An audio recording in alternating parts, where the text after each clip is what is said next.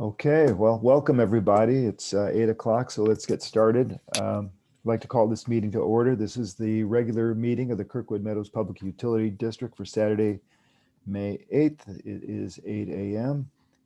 And Peter, can you do the roll call, please? I think I can. Rickard? Here. Epstein? Here. Perot? Present. Schroeder? Here. Dornbrook here. All present and accounted for. Okay, Peter, thanks. Any announcements, Eric? I just want to welcome everybody to the Zoom meeting. I ask that you please use the raise your hand function in Zoom if you'd like to speak. Just because there's so many people on this call, I probably won't see you if you wave at the screen, so that would just be helpful. All votes will be done via roll call. Okay, thank you. Welcome. Do we have any corrections to the agenda or consent calendar? Yes, Caltrans has not filed their annexation request yet. They anticipate they'll get it done by the next board meeting on the 22nd. So I would ask that we just pull that off the agenda. That's item F, item 9F then. That is correct. Okay, so we don't do that one. Okay. Okay. I have a comment I'd like to make. It's not an objection or a change for the minutes.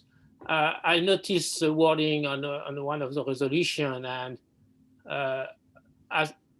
it's probably correct because we have videos. I'm expecting that we have to double check. So basically, we are saying we eliminate in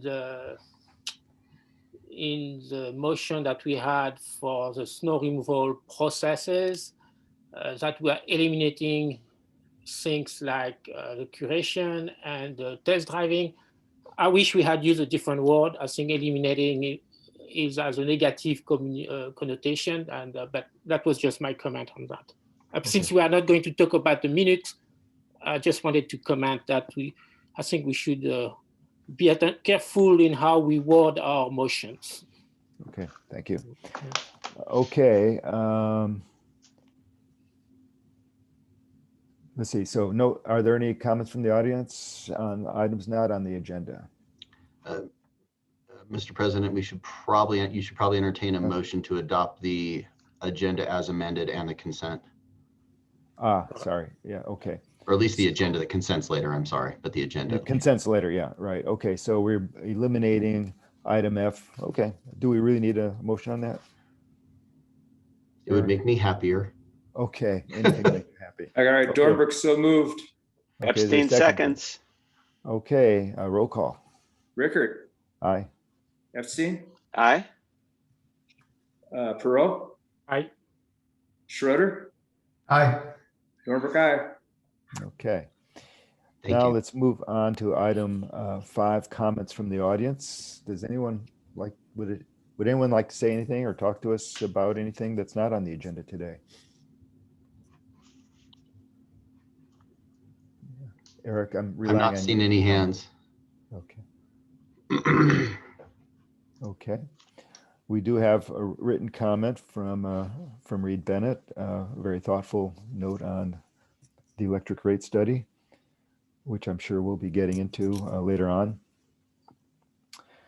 Item 7 is adoption of the consent calendar. This is the approval of the April 10th, 2021 minutes, the current consent for claims, and review of the receivables and shutoffs report. Is there a motion to adopt the consent calendar? Dornbrook so moved. Is there a second, please? Epstein seconds. All right. Okay. Once again, Rickard? aye. Epstein? Aye. Perot? Aye. Schroeder? Aye. Dornbrook, aye. You know, Peter, I liked it last time when you voted for everybody, or you voted for me, I think. That was great. I got a little carried away. Yeah, but I like that. Okay, let's move on to item 9, items for board action. We'll start with item A, finances, items 1 through 4. Kelly, you're on. Good morning. Myself. Morning, everyone. Eric Christensen, I don't know, do you want me to go about the financials like we did at the Finance Committee meeting? Or do you want me to go through like normal? There, I'll defer to the board on that. There's nothing earth-shattering or unusual. So we went through it a little bit fast on finance just so we could get to the budget. And this is going to be a long meeting, but I'll defer to the board on that if they want to go through line by line. Well, I think we should. I think we should do it as normal. Okay. Yeah, I do. So starting with the balance sheet on page 29, you'll note total operating is up from plan by $874,000. But no other real notes on the balance sheet unless there are any questions. Okay, hearing none, we'll move on to the revenue account by fund. Again, you'll notice employee housing is at a negative, as well as solid waste. Kelly, do you anticipate now that snow removal season is over? Do you expect the $160,000 to diminish in size? Absolutely.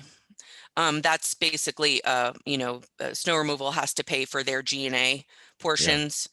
So, it will diminish. Yeah, it will definitely diminish. I don't know if it will go completely negative or not, but it will definitely diminish.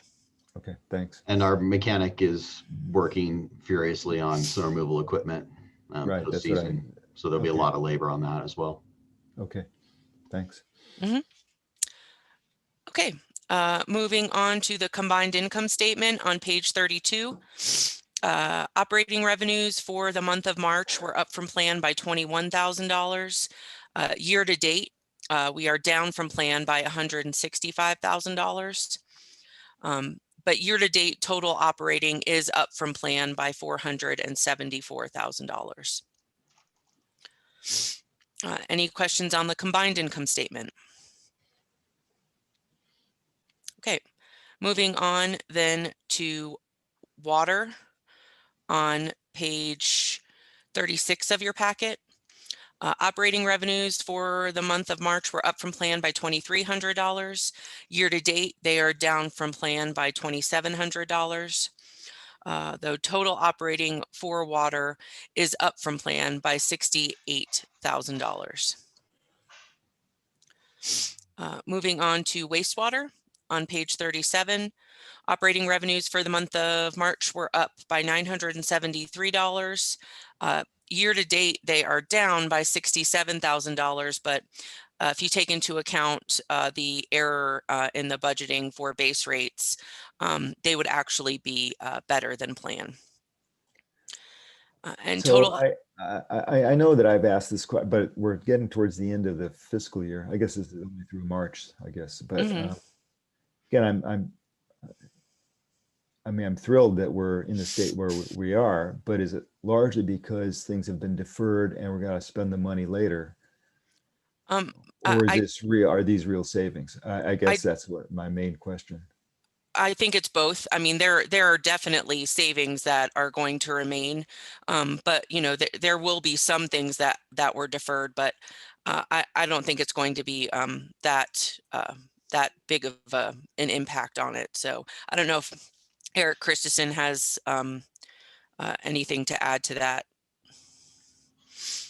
No, mostly, well, there's some operational stuff that has been deferred and some capital things that will be coming through. But I think probably the biggest shift in this is they've been working a lot on solid waste this year. Their labor's been going to that a lot more than normal. So that's why you're seeing this coming out and why solid waste is so upside down. Yeah. Well, the reason I asked the question is because I know when we get to the capital budget, I mean, there's some funding needs, and I'm just wondering if we're going to be entering the next fiscal year with a somewhat better picture of cash than we might otherwise in order to fund those needs. That's why I'm asking. No, it's a good question. I think the answer is yes. Maybe not as what's reflected right now, but I think we'll probably be in a better position in wastewater than we've been since I got here. Yeah. Okay. Thanks. Great. Moving on to electric on page 39 of your packet. Operating revenues for electric were down from plan by almost $8,500. And year to date, they are down from plan by $14,000. But again, total operating is better than planned by $138,000. Moving on to snow removal on page 41. You'll note total operating is better than planned by $51,000. And you can see payroll taxes and salaries and wages, the overages have come down, and you can see that savings in March. And that was just due to, being that it was a low snow year, and we were able to lay people off sooner than what we had expected. So we're seeing those savings in snow removal, which I think is a good thing. Moving on to propane on page 42. Operating revenues for the month of March were up from plan by $21,000. Year to date, they are down from plan by almost $100,000. But total operating for propane is up from plan by $2,500. And then finally, solid waste on page 43. Operating revenues obviously were up because we had the change in pricing for solid waste services. Total operating, though, for the year is down from plan by $48,000. And you can see that directly reflected in operations and maintenance due to the increased prices of our tips and the amount of tips. Any questions on income statements? On the solid waste, so this year was a transition year. So do you expect that our current rates actually will cover the need, knowing that it seems that we have an increased population in the valley, so the number of tips are going to stay higher than it used to be? So I'm assuming that maybe I'm preempting the budget discussion here. Yes. Okay, so let's wait. we specifically talk about Okay. solid waste when we get to the budget. So, but I appreciate your question. Okay, moving on then to the income statement comparison on page 45. Again, you can see compared to last year, commercial revenue is slightly better than last year through March. And residential obviously is very different than this time last year. The commercial, because the veil closed in early March, right? Right. Mm-hmm. So, and this year they were actually open. So, Yeah. Any other questions on the income statement comparison? Okay, moving on then to the April preliminaries. You can see operating revenues for April were down from plan by $84,000, which brings year-to-date revenues down from plan by $249,000. I mean, that's interesting, huh? I mean, it's well, I mean, because our budget is based on an average of the 5 years, we're still averaging in some Aprils that were bigger than what they have been in the last like 3 years, is when I think the resort from when the resort started closing so much earlier in April. Yeah, I'm really looking at the residential line. Oh, it just makes me, I mean, time will tell, but just makes me wonder if really people are sticking around. I can tell you. Residents. I can tell you that based on what we see, in daily usage on the report server, there's definitely a lot of people that have left the valley. Yes, I mean, clearly, I think also this was a fairly warm April, and so people have consumed less energy for heating, I believe. Yeah, that would be a That factor. definitely makes it, that, I mean, you could see it Yeah. for sure. That definitely makes a difference. Yeah. Okay. Okay. Moving on then to cash flow. For the month of April, we ended total operating with 3.2 million. And that is better than planned by $548,000. And so we look to end the year better than plan, depending on how much capital stuff gets completed by the end of this year. I definitely see that we'll be ending better than plan, as Eric alluded to earlier. Yeah, I mean, I would like to keep this in mind when we look at the budget, particularly the capital budget, and just talk a little bit about how some of those things might be funded. I'm not talking about the wastewater treatment plant, but I'm talking about everything else. So I just want to keep this in mind and just ask the question, where does the cash come from? And it looks like maybe it comes from here, but let's hold that. But I want to keep this in mind. Sure. Okay, finally, known budget variances, nothing new was added, but we did update the totals through March 31st for solid waste and snow removal salaries and wages. Okay. Okay. Well, thank you, Kelly. Sure. Are there any hands up or any comments from the audience or from other board members before we move on? I just like to comment on that. The numbers are very solid, and it's a pleasure to see that, knowing we're coming out of the pandemic year. So it's congratulations to everyone to control expenses in line, and so it's great. Yeah, I agree, Bertrand. I mean, it's if you had asked me a year ago how we'd be, I'm not sure I would have predicted this.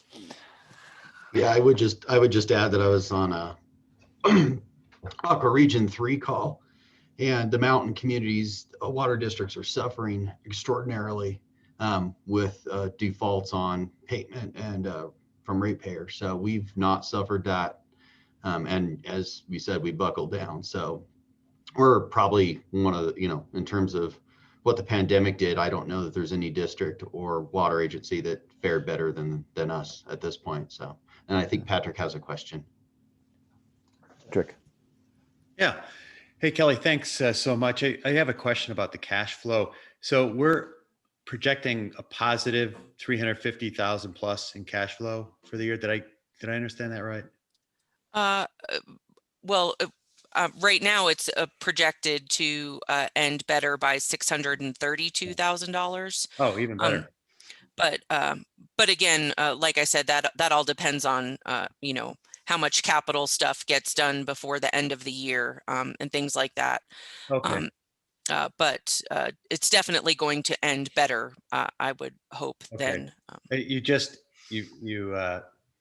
You answered my question. I was going to say, so how will we use that 650,000? And it sounds like there's more capital projects to apply that cash, or is it saved in a rainy day fund? Because there's going to be times when it's in the opposite direction, right? Yeah, there will be times, but that's exactly what Eric Rickert was talking about when we get to the capital plan, talking about our cash position at that point. Okay. Yeah. Pat, just what we decided on some years ago was to always try to have on hand 1 quarter's worth of expenses. So that's on the order of $2 million or something like that.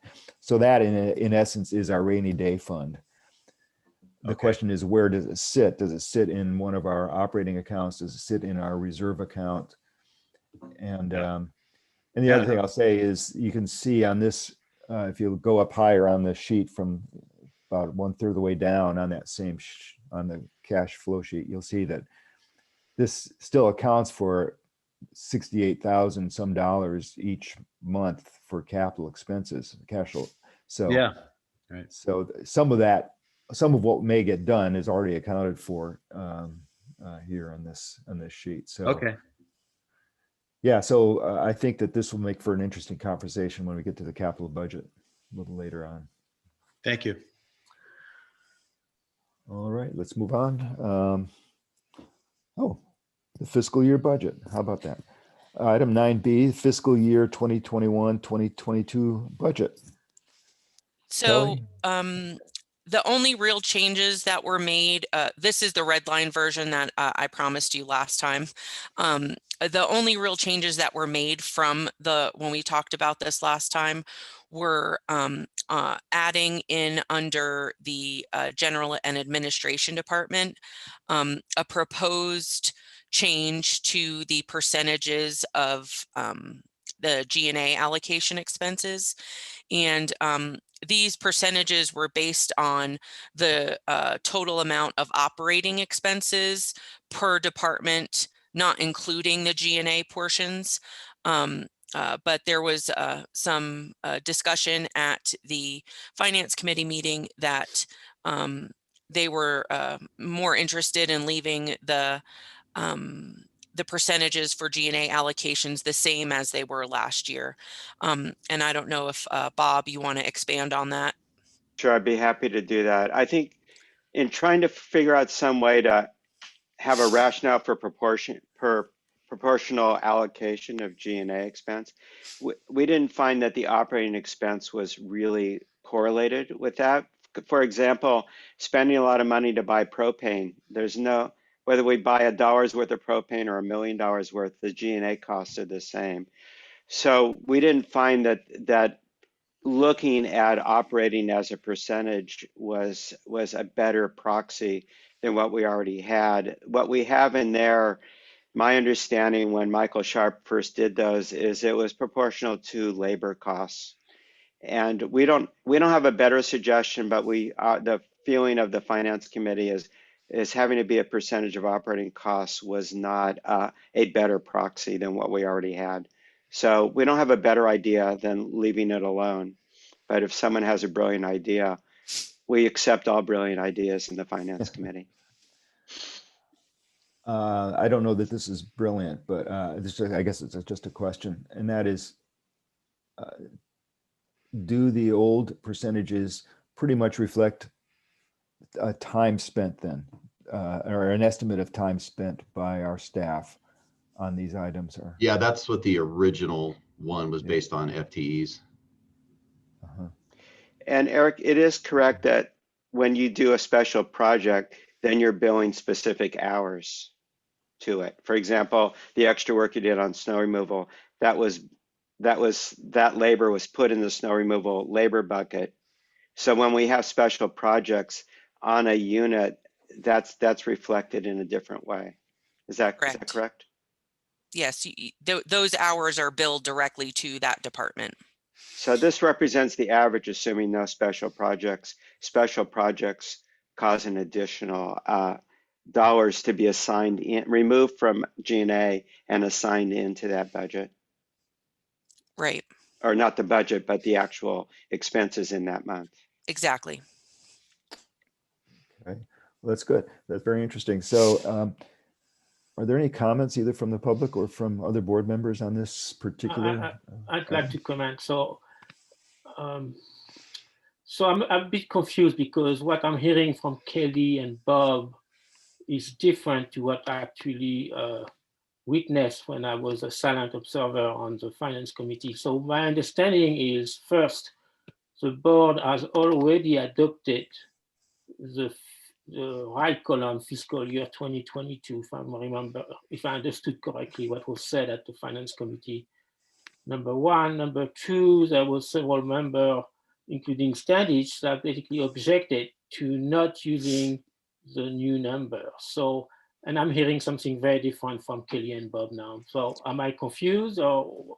Yes, you're confused. Well, let me just say that the board asked the Finance Committee to look at this as an idea.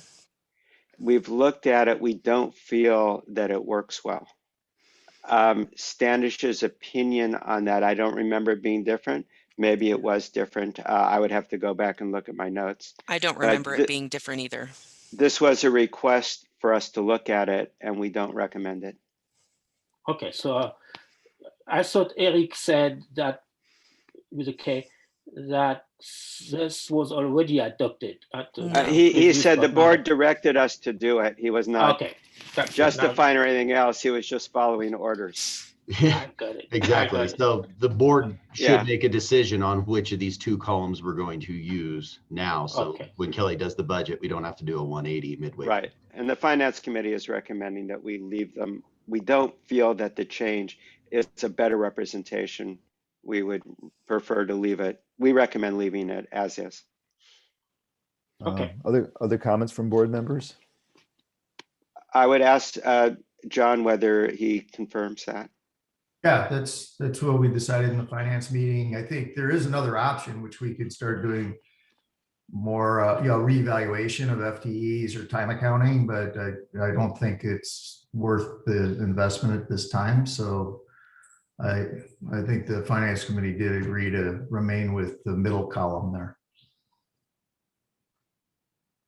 Okay, is there, I mean, I don't think I want to adopt this specifically individually. No, but I is just there- needed direction to know, Yeah, Well, I just want to, so is the board's sense that we should go ahead with the middle column then as recommended by the finance committee? Does anybody object to doing that? I guess I should ask. So, let me make a comment here. I'm ready to accept that, but I think maybe for next year, I would like to have this number revisited, and if it's going to go using labor time, that's fine. But I think this should be revised occasionally. Well, it should definitely be reviewed. That's, Yeah. and it's been reviewed, what, every couple of years, every several years and adjusted.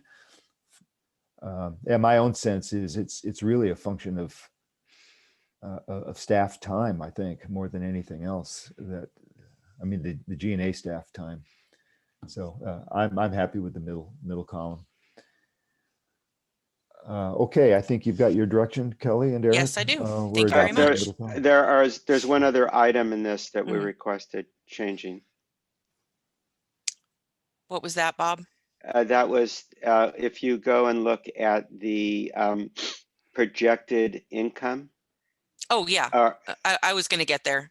oh, okay, fine. I didn't know whether Eric thought you were done with the budget or. Oh, No, this is no. next, that's page, Oh, okay, page 51 of the packet. good enough. Thank you.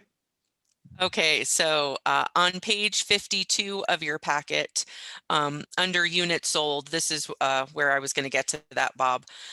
You can see that we've changed units sold to increase by 1% through 2026. And in my budget for units sold, I was using the 5-year average for every year after the current fiscal year. And Bob pointed out that it was basically causing a decrease in sales rather than showing the 1% increase.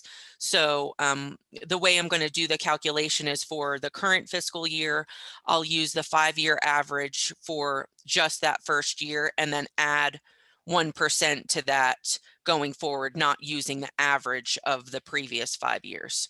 So that's that was the direction from finance committee meeting, and it makes 100% sense to me. Yeah, that's exactly what I thought we always did. And I had that same question as I looked over the budget. So Right. good. So that will be corrected to, to be in line with our 1% increase, as well as in equivalent dwelling units. You can see that with all of the new construction and things that are happening in the valley, we decided on that 1% increase rather than a no customer increase. And those are the only real changes to the budget assumptions. Obviously, we're still working, waiting for electric to be determined, as well as snow removal. Yeah, and on the snow removal, I just want to let people know, I sent out an email to board members a couple weeks ago asking that we reserve is it May 22nd for a special meeting? That's Because correct.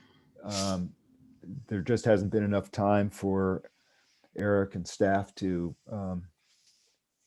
tackle some of the questions associated with the snow removal. So I assume that that will be a focus of the May 22 meeting. There may be other things as well that we don't get through today on the budget, but this is aimed at being aimed at still staying on schedule for our budget. And the snow removal is a little bit more complicated than I think we can handle today. So that's why that's TBD. Okay, so Kelly, that's the end of your comments on the assumptions. On the assumptions, yes. And then on the summaries, really it's just the math from the assumptions, working out revenues, obviously except for electric and snow removal. But the expenses are in line at this point for those two. I did note, I believe, that the G&A lines for each department were based on the new assumptions, the new column, and so right. that will revert back to the old. Exactly, and which is Okay. why we'll bring up solid waste right now, and that is on page 72 of your packet. Just a note for the solid waste fund, as Bertrand was questioning whether solid waste would be able to cover their expenses with the new rates, with the change back to the old G&A allocations, they won't be covering their expenses.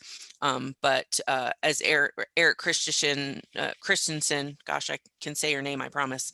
Christensen, you're close. Thank you. We talked about in the finance committee meeting, that's just something that we're going to have to note in the budget, going back to the old ways and coming back to the ordinance, making it mandatory for solid waste in the valley will hopefully change the whole way that solid waste looks.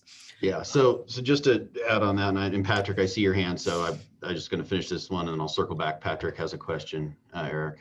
Okay. But so when we revisit the mandatory solid waste ordinance, which we're targeting to have done by December of this year, one thing we will look at, and the board will have to decide, is do we want to give more weight to more in-valley presence this last year, or do we want to continue using a 5-year average, for example? And that will, and then we'll have to right the ship because of the extra tips and get extra income to come out of that hole we've dug ourselves. The good thing is, if we do make it mandatory, then we're eligible to use property tax for it, and we could use property tax to offset the existing deficit if the board so desired. So there's a couple options there, but that will be revisited as we go forward in the mandatory ordinance, all those things. So does that answer your question too, Bertrand, from earlier?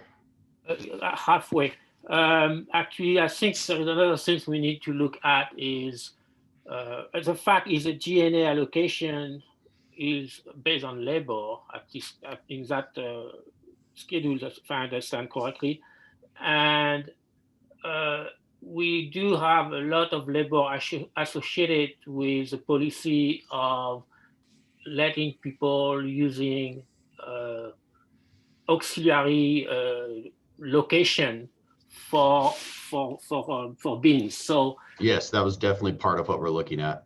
And so that needs to be addressed because there is a cost to it, and that's actually translated in G&A expenses. So yes, you definitively need to have a hard look at that and make a decision on that. And should that be available at a cost instead of being free? Yeah, absolutely agree. That is a true statement. Did Pat still have a question? Yeah, Pat still has his hand up. Sorry, Pat. Yeah, it's quick. I was a little slow at the switch. Kelly, I think I saw, like, back in the 50s pages that the assumption was a 3% increase in base rates. Do I have that right? A 3% increase in base rates for propane. Oh, It's a propane. CPI increase. That's what the 3% is. I got you. Okay. I didn't know if that was across the board. It included electricity. Okay. Yeah, it is included in all Mhm. all funds, enterprise or governmental funds. Yes, 3% CPI is what we're assuming. But it's only for things that are tied to CPI, like labor. Correct. Yeah, Right. not for things that are That not. service doesn't change because inflation, for Correct. example. Yep. So we take I out got those you. things. I got you. Okay. Okay, are there any other comments on the assumptions pages? So can you summarize what's the plan to right the ship, like you said? For the solid waste? Yes. So as we consider the solid waste ordinance, there's multiple plans we could go with, and until we either adopt it or don't adopt it, I won't know what they are. But if we are to adopt a mandatory solid waste ordinance, that makes it an enterprise fund and therefore eligible for property tax. So one of the things we could do is to use property tax to, one, we can assume the rates, set the rates so that they're going to be self-sustaining going forward. In terms of the debt, the existing deficit, right now it's going to have to be an interfund loan from electric because it's not eligible for property tax. But we could ultimately pay that loan off with property tax if it becomes mandatory service. The second option is to raise rates to have it dig itself out of the hole in its entirety, whether it becomes mandatory or not. That's actually my concern is not this year, because I think there'll be solutions to fill the hole, but we want to be in a situation where that department stand on its own. Absolutely. And so agreed. how do we get there? Yeah, rates or property tax. Yeah. Okay. Eric, are you comfortable with the board simply giving you the direction on these assumptions, or do you want a motion? Yeah, no, I'm good with the consensus. I mean, obviously, Kelly's going to build it based on the board direction that we've received today, and I'm confident that there won't be a vote to do a 180 on anything, at least not a majority vote. So I'm confident we can go forward. Okay. And Good. so the timeline for this mandatory ordinance is what? We'll discuss that when we get to goals too. So I'm happy to take input, but what we had set it for was December of 2021. Okay. So that'd be half of the year would be passed and probably still in the hole for the next fiscal year. You're assuming additional residential though in that. I don't think the hole's going to get deeper, quite frankly. Everybody that sheltered in place in Kirkwood is more or less gone. Okay, we'll see. I believe there is an increased population in the valley, but I agree with you, but I don't think it's 600 people like we had before. I think we're back down in the hundreds. Okay. Let's see. So at this point, then all the tables for all the departments will be modified, will be revised and updated. And yes. And Kelly, you'll be including, he says, hopefully, the bottom part to the budget where you show the cash portion. I didn't have the I didn't have the capital plan, nor had electric and snow removal been worked out yet. So it just wasn't worth the time to do the cash portion. Just wanted to be sure. Yes, we definitely will for the June meeting. Absolutely. Mm-hmm. Okay. I have a question for Bob. We have this day of use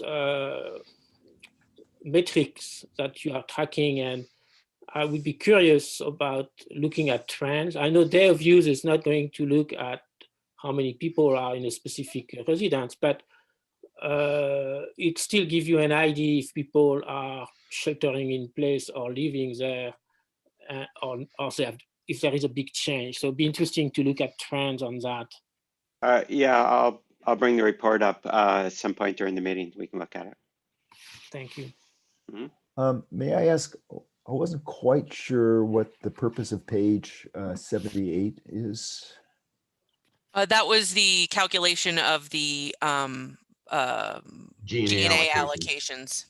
Okay. One got was it. with depreciation and one was without depreciation. So Got that it. was, yeah. Talking Okay. about depreciation, and in one place I don't remember where there was a typo, and it had become depreciation, and so which is not the same meaning. Okay. Good. Okay. So now I think we can move on to the capital budget portion of the budget discussion. Yes, this has been reviewed by Operations and Finance, and they've made the recommendations of which priority one projects are green, such as we did last year.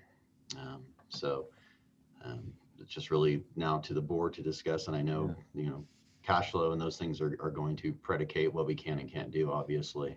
So as Eric's pointed out, so I don't know how we want to go through this, Eric. I mean, you've been through this line by line a million times. Yeah, no, operations has been through it line by line. I do have some comments which I'm going to make, which I think I made at the operations committee. Sure. Finance, I assume, has been through it as well. So Unless other board members want to go through it line by line, I think we can just Actually, open since up for discussion and questions. Since I'm not in this committee, I would love to actually go line by line. I have a question actually also that would require capital. So we have this requirement of. Well, should we go through line by line, Bertrand? Because I know which one you're going to say, and when we get to electric, we can just add that in. I agree with you. If we're going to do that, we should add that. That was one of the things that I wanted to discuss today, so I'm glad you brought that up. So we'll go through line by line then, if that's okay. I love it when we are in communion. Yes, I'm getting your telepathic vibes. That is for sure. No, we've just discussed it enough that I know you on this one. I'm good. So, and I agree. So let's start then. And if I go too fast for anyone, just yell, raise your hand. Yeah. So just I would ask that you just go through the what are currently the priority one. Yes. And lump things together where you can, but don't short shrift it either. Okay. No, understood. Agreed. So hydrant meters, just a little background on that. Our current hydrant meters are quite old. They don't have sufficient backflow prevention to protect our system from possible contamination if the user is not using an air gap. So we are replacing, I think, 8 hydrant meters. They haven't been replaced in a long time. So it's a health and safety issue, and they've reached the end of the useful life. The next two I will lump together: the pressure recorder and pressure reducing valve replacement.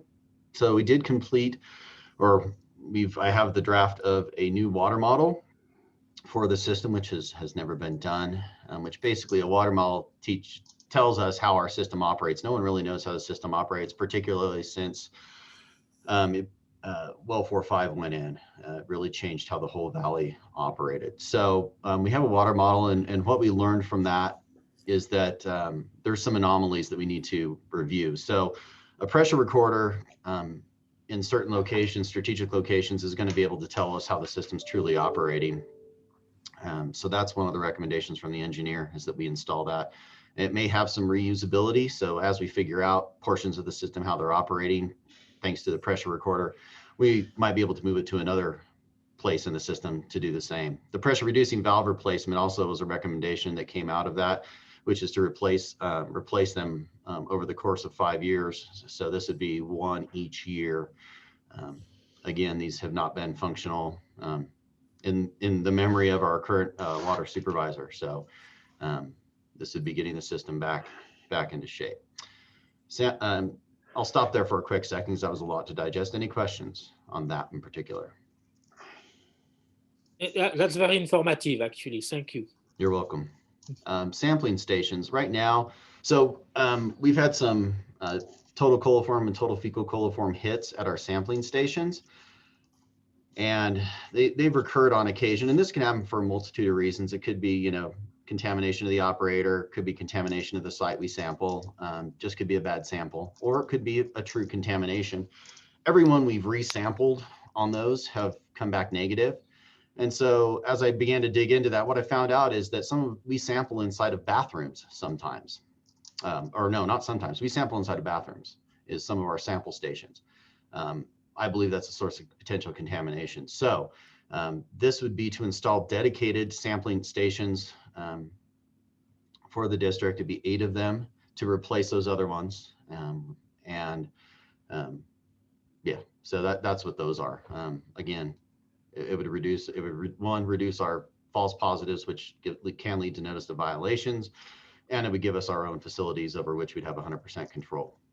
So, well telemetry and controls. This is something we've been trying to do for some time. This will come out of the hydrology study as well. And basically, this is something we've been talking about for a long time, which is where are our well bottoms, where are our well capacities, you know, what are they, how are they really behaving? And this would actually put, you know, transducers in the wells and give us real-time data, and we could start trending a little bit better with actual, you know, data. We could take it by minute, which I would not recommend, but we could definitely take it hourly or by day and start looking at some trends. This is going to help in the hydrology study, determining what our well capacity is, as well as what our needs are for a subsequent well. So that's where that comes from.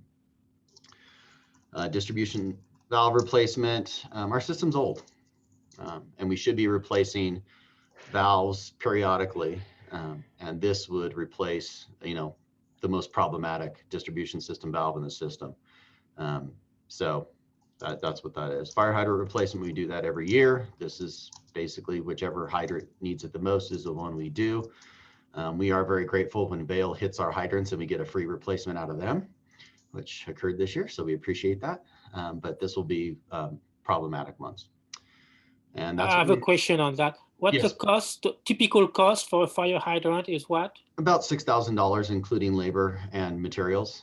So that's one. Each time you get 6,000, it's just one. Okay. Yes, you are correct. And other question on numbers. Hydrant meters, how many do we have at the very first line? I think we have 15. Okay. I just want to correct have me if I'm wrong on that, Kelly, but I think we have 15. Whatever. Okay. But this would be 8 new ones. Half of them. Eric, can you go up to the distribution, the first two lines on the capacity component? Oh, yes. Sorry. Thank you. This is the other part of the hydrology study. Thank you for catching that. And those should be greened. I apologize. So that is again, hydrology study, which I talked about. That's hopefully the finishing out portion of it. And then test wells, potentially for a new development of a new well 6.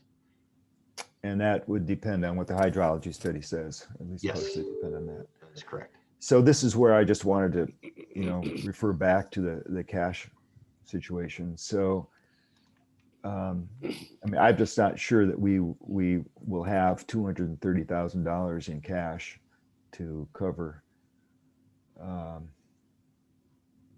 Well, is that what basically the first 2 lines in the capacity and then the green ones in the replacement. Mm-hmm.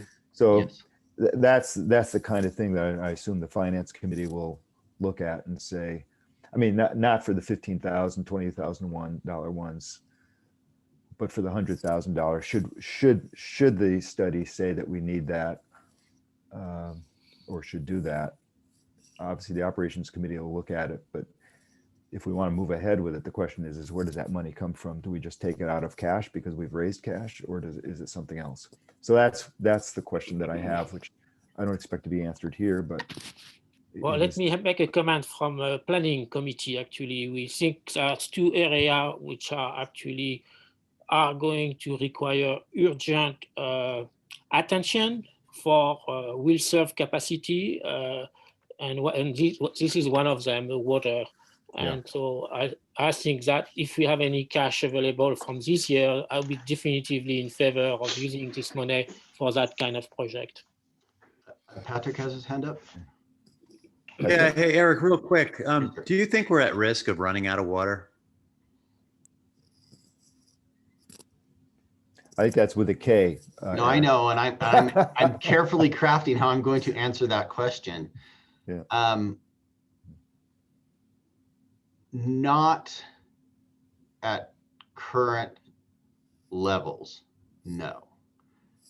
Continued construction, I'm getting nervous. And then that's Okay. just that's me putting on my professional engineer hat. I'm uncomfortable. Eric, I agree I with think what the other Bertrand thing, even though Patrick didn't ask me, the other thing I would add in is we're currently allowing the use of water for snow making Yeah. Mm. at Chair 7 because they don't have access to their other water source. That is something we could curtail.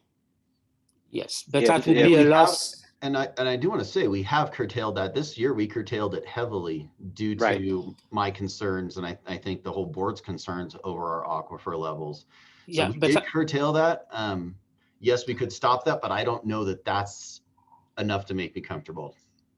and I'm just also saying it is one remedy we have. it It is a doesn't remedy. solve it. It is a remedy for drinking water and baths, but it's not good for the district. It's knowing that it's a loss of revenue on water and electricity. So I think moving forward and having more capacity in water is actually something that would be good for the future. We totally agree. It's just if we faced an emergency, that is one remedy we have.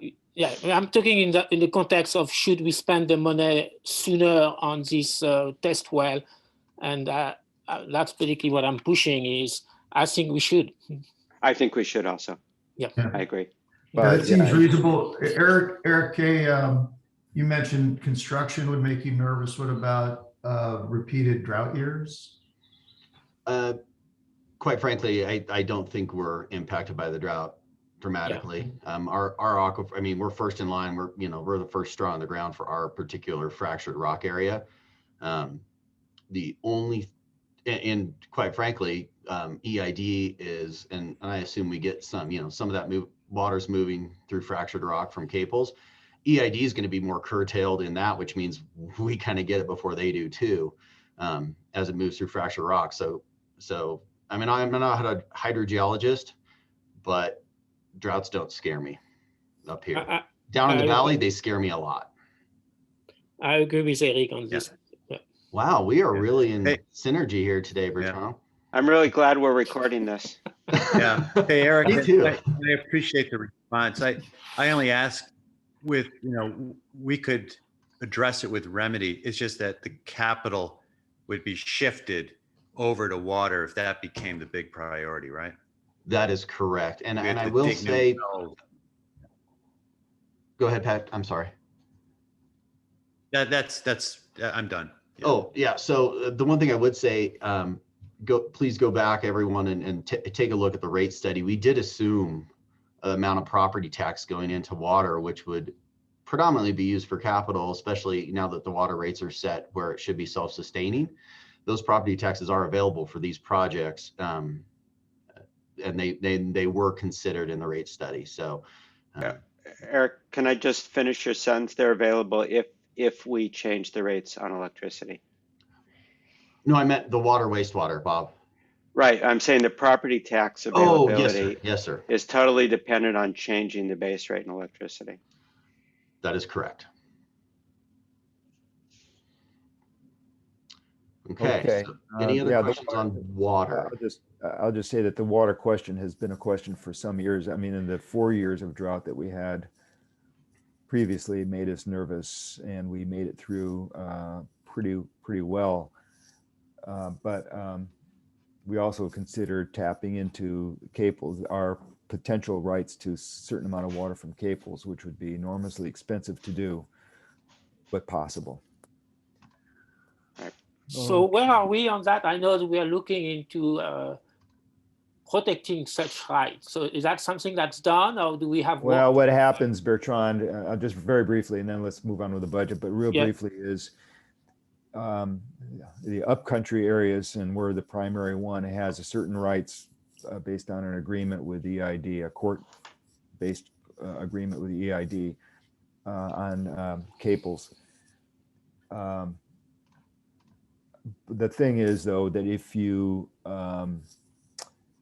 we apply to actually exercise those rights and those rights are granted, then we have to act on it within a certain period of time. And if you don't act on it, you lose it.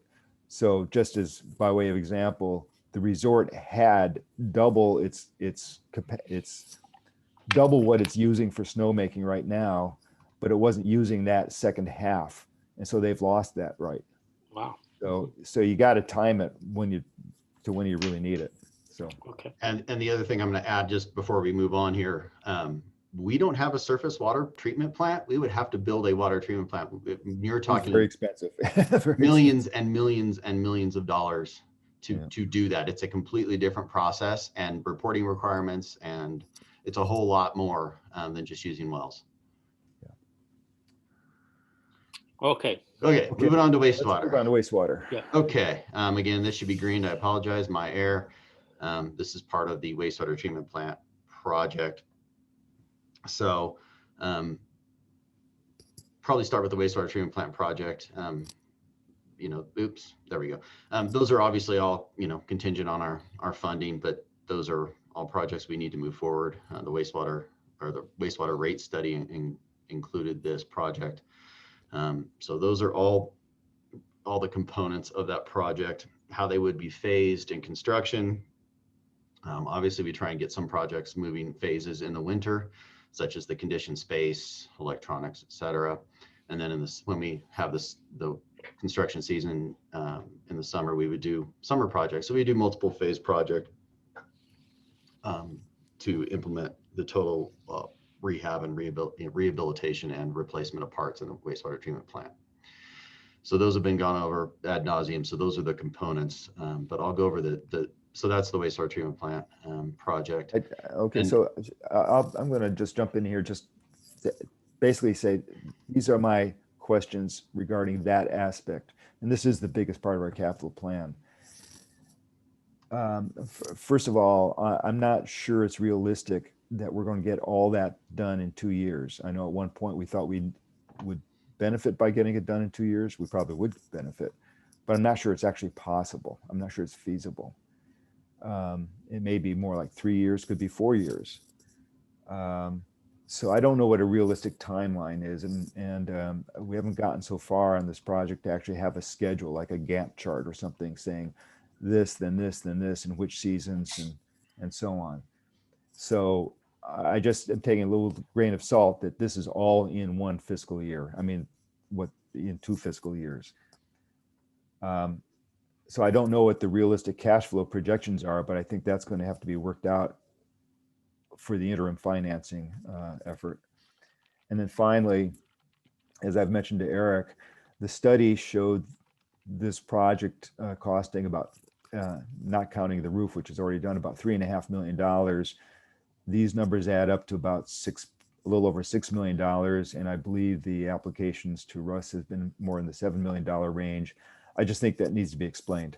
It may be perfectly correct, and I'm certainly comfortable going to Russ with wouldn't want to have to go back to Russ if we didn't have to for more money, so that's fine.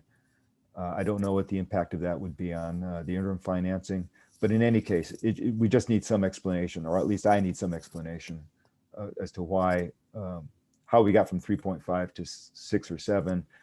I certainly know some of that answer, but I don't know the whole answer. And I've asked the engineer to prepare a memo to that end, so we will be getting that. Okay, thank you. You're welcome. And I think it's feasible to do in 2 fiscal years if you really want to push, but I think 3 might be a more comfortable pace. But I think we definitely could do it. But yeah, I'd be thrilled to have it done in 3 years. I'd be really thrilled in 2 years. It's just I'd also, of course, I'm going to rely on you and Derek and others to sort of evaluate the risks to operating the plant, say during the ski season, sure, if some work is going on. So yeah, no, absolutely. We definitely have had that discussion, and the other component of that is, sitting down once, if we get the, when we get the RUS funding, sitting down with the engineer and coming up with the phases of the projects. Once those are identified, then it's much easier to set out a critical path method schedule in terms of where we're going Right, to go. right, And so yeah. right now I only have 2 components of the whole project plans submitted, and I have those and we've reviewed those, but we've kind of sat on them waiting for RUS to expend any Yeah. further effort on it. But we do have some components. So that would obviously be our phase 1, is these 2 projects we already have the design for. We could set those to bid the day we get the letter of Yeah. obligation. Which parts of those? It's the conditioned space and some of the electrical. Oh, good, good. So, and Well, I they've think been that reviewed by staff. Yeah, and I think John and Bob, they'll have to obviously inform what's needed in order to go out for the interim financing, what the timing of that is, and so on.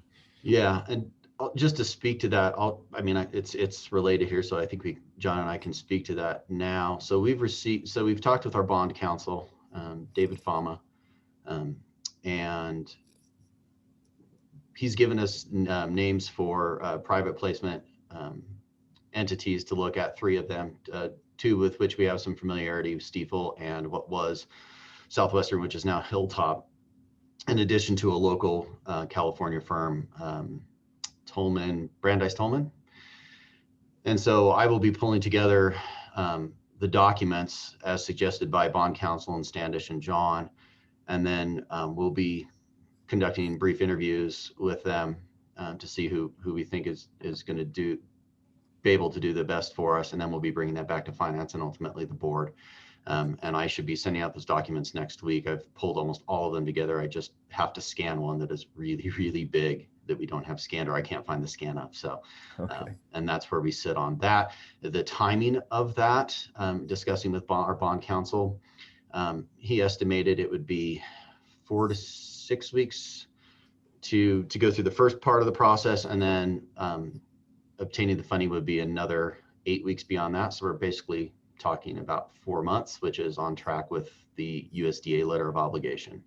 Oh, that's great. Okay. Is that, John, please chime in there, and anything else you want to add to that? Yeah, that's accurate. I think David was very encouraging about there being parties interested in funding these types of loans. Sorry, my dog decided to bark. It's my fault for asking you, sorry. And but I think we want to get this process going as quick as we can, so we have time to adjust if we don't see the interest that David thinks we're going to see. Well, that's great. That's great news. Thank you. Can I get a clarification on the process? So we are applying to the RUS funding before we do the intermediary funding, or so what I'm confused is, I know we won't get funded until the project is finished, but do we at what time do we need to finish the RUS application? Good question. I was going to cover that under my manager's report, but I'm happy to do it now. So right now, NEPA is our long lead time item. Our environmental consultant will be out on site to conduct a spring survey on May 20th, which is on target. It's only 1 day later than what their proposed schedule was. If you recall the amendment we talked about last month. And so that's where the environmental survey will be done. Then they will prepare the mitigated, what's their document called? Anyway, they'll be preparing the NEPA document for RUS's review. And they're also doing consultation with all tribal entities as well, which is required by RUS. And that will be done, I believe, July 22nd is the target date for that to be complete. At that time, our RD apply will be uploaded and considered complete, and then will be forwarded to national. The state level's already approved everything. They're quite happy with it, and they anticipate it'll go with minimal effort at the national level. And so they say a month. It's the federal government, so I say 2 months.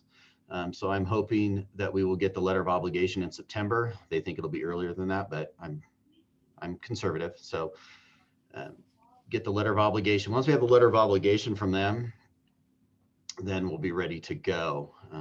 But that's running in parallel with our interim funding component. I assume the letter of obligation will be necessary before we can get actually go out for the funds for the interim. David Fama did not think that was the case. He thought Oh, really? He that did. where we that are in the process was, sufficient to It gives us proceed. sufficient assurance to lenders or whoever Yes. buyers of bonds And that were be covered after several years. Yeah, and our rate study and those things. Yes, they thought he thought we could proceed without having that, but that they would like that we are going to be getting it, obviously. Okay. Okay, good. Patrick, did you have a question or? No, I'm good. Oh, okay. I thought you were raising your hand. You just happened to be on my screen. Sorry. Okay. All right. The other stuff in wastewater, just to go over briefly, collection system I&I repairs, we're continuing on with that. The big components will be done in 3 years, and then continued repairs as we go forward. Collection line replacement, this stemmed out of a spill we had, and in the 4 years I've been here, that has spilled 3 times from that manhole due to this line. So this is to replace this line and hopefully eliminate the sags and the problems that come with that in that section of sewer collection line. Lift station pump crane winches. We don't currently have any winches to pull the pumps out, so their maintenance has been greatly deferred. So this would just be a way to facilitate ensuring the longevity of our pumps in the main lift. Lift transducers, currently we have ball. How big is the pump? How heavy? Hundreds of pounds. Yeah. Yeah, and it's down in a wet well, so it's. Yep. The lift station transducers, currently we use ball floats. We get a lot of false positives and a lot of call outs after hours, stuff getting caught in those. Just think what you have in your toilet, the ball on the end of a metal rod. Creates a lot of problems, creates a lot of spills. And so this would be using transducers, which are electronic reading of levels, and would eliminate that. So the ROI on that is quite high. And then the main lift hot water supply, this would basically be used to degrease the interior of the main lift. We don't have any hot water there now to do so. And so it's really a safety issue in terms of slip and falls. So want to get that done. I would like to have a tour at some point, and maybe other people will too, of this beautiful station. Absolutely. Happy to do so. Once we get the COVID restrictions lifted, we can definitely do that. Any questions on those items on wastewater? Okay, I'm going to move on then to those. Oh, sorry, I did have more. Doggone it. Sorry about that. So that was just the collection. This is in the treatment. We currently don't have any cranes or swing gates for pulling our equipment out of the mixed liquor suspended solids section. It is a definite Cal OSHA safety issue that needs to be done. The CIP heater, I think we determined it was over 10 years old. It's and CIP stands for clean in place. This is how we clean our membranes. We'll just keep using it until it fails, but it's probably about to fail. So just want to have that in there. If we don't need to spend the money, just like we did this year on everything else, we won't spend it, but my anticipation is we will need to replace it. The submersible pump that water wastewater had failed long ago. They borrow electric propanes, but it's not convenient, nor is it sufficiently sized for really what water wastewater does versus electric propane. So this is something we've needed and we've had to rent in the past. And so we just need to get one that's sufficiently sized for our staff. It also would reduce spill issues and potential violations. So it's a definitely good thing to do so we don't get sideways with our regulators. In terms of disposal, our leach field was built with no clean outs. So there's no way to clean our leach laterals. The last ones we looked at were filled about halfway full with sediment, which means our leach fields are heading towards failure, and to replace leach fields would be significantly more expensive than to add cleanouts. This is a project that was from last year as well. We did some of it, so it's a long-term project to add this, but this will, again, minimal investment to preserve the longevity of our existing system. So that's what that is. Leach field meters, this is a regulatory requirement that we have to have these. Ours have failed. This is not an option unless we want to get fined by the state.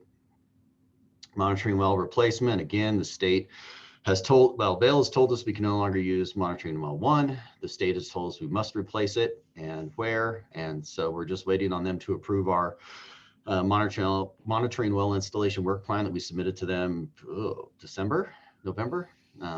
So they're very slow. So that's why we have it on this year to do.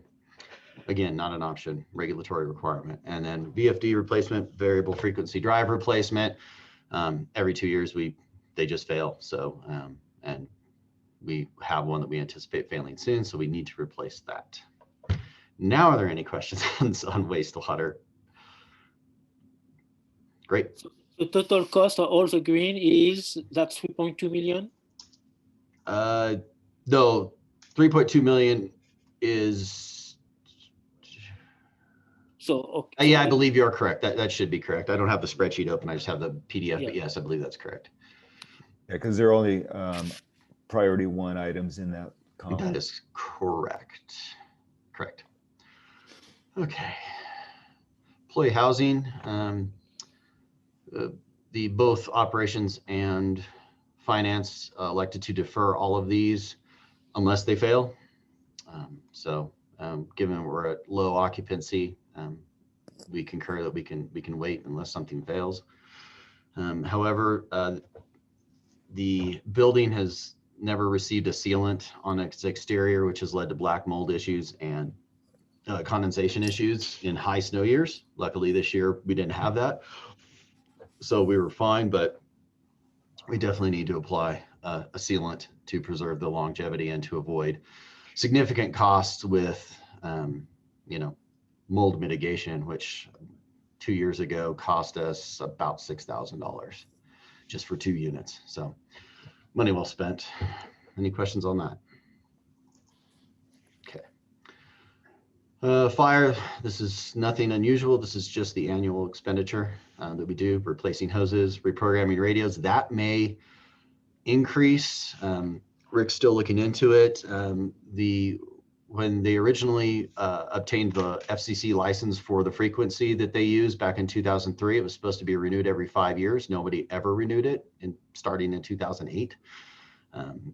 So we are hopefully going to be able to renew it. If we don't, then we have to get a new frequency, and that means more programming than what we currently are anticipating. We won't know that answer yet until the FCC gets back to us, and we're working with a consultant to get to that answer. So that changes, we'll come back to the board with that, but we're hoping for the best in this scenario. So why is it that it is a yearly expense? It shows up on all the next fiscal years? Because we get new radios every year. Oh, okay. Yeah.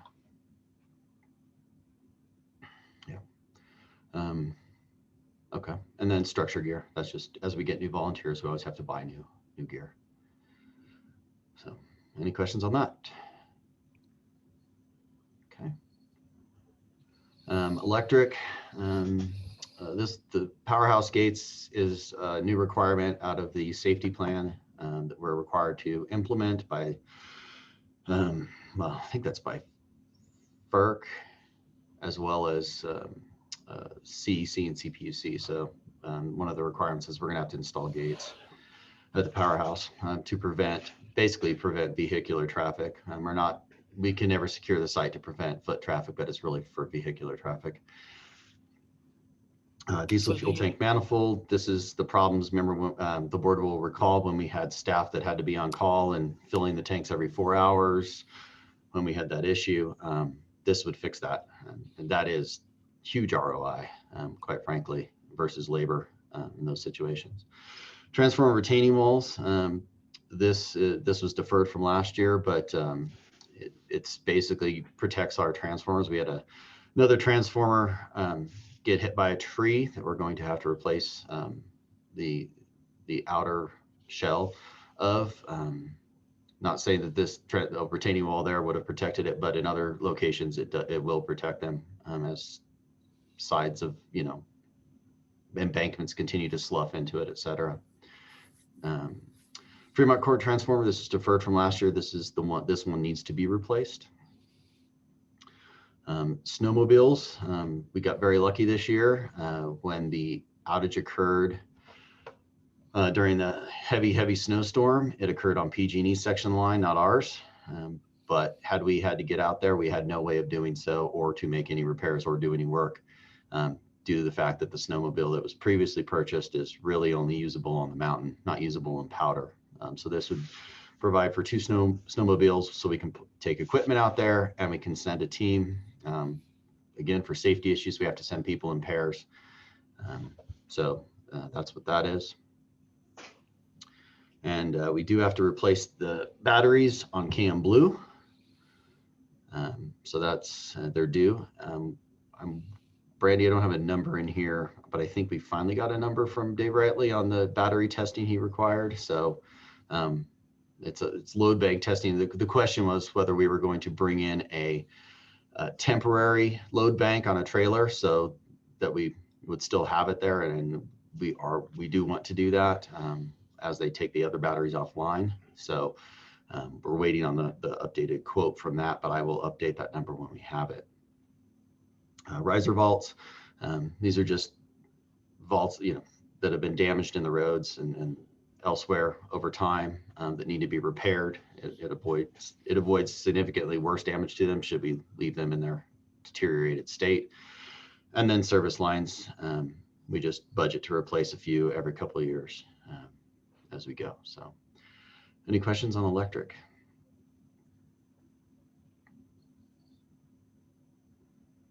Okay. Propane.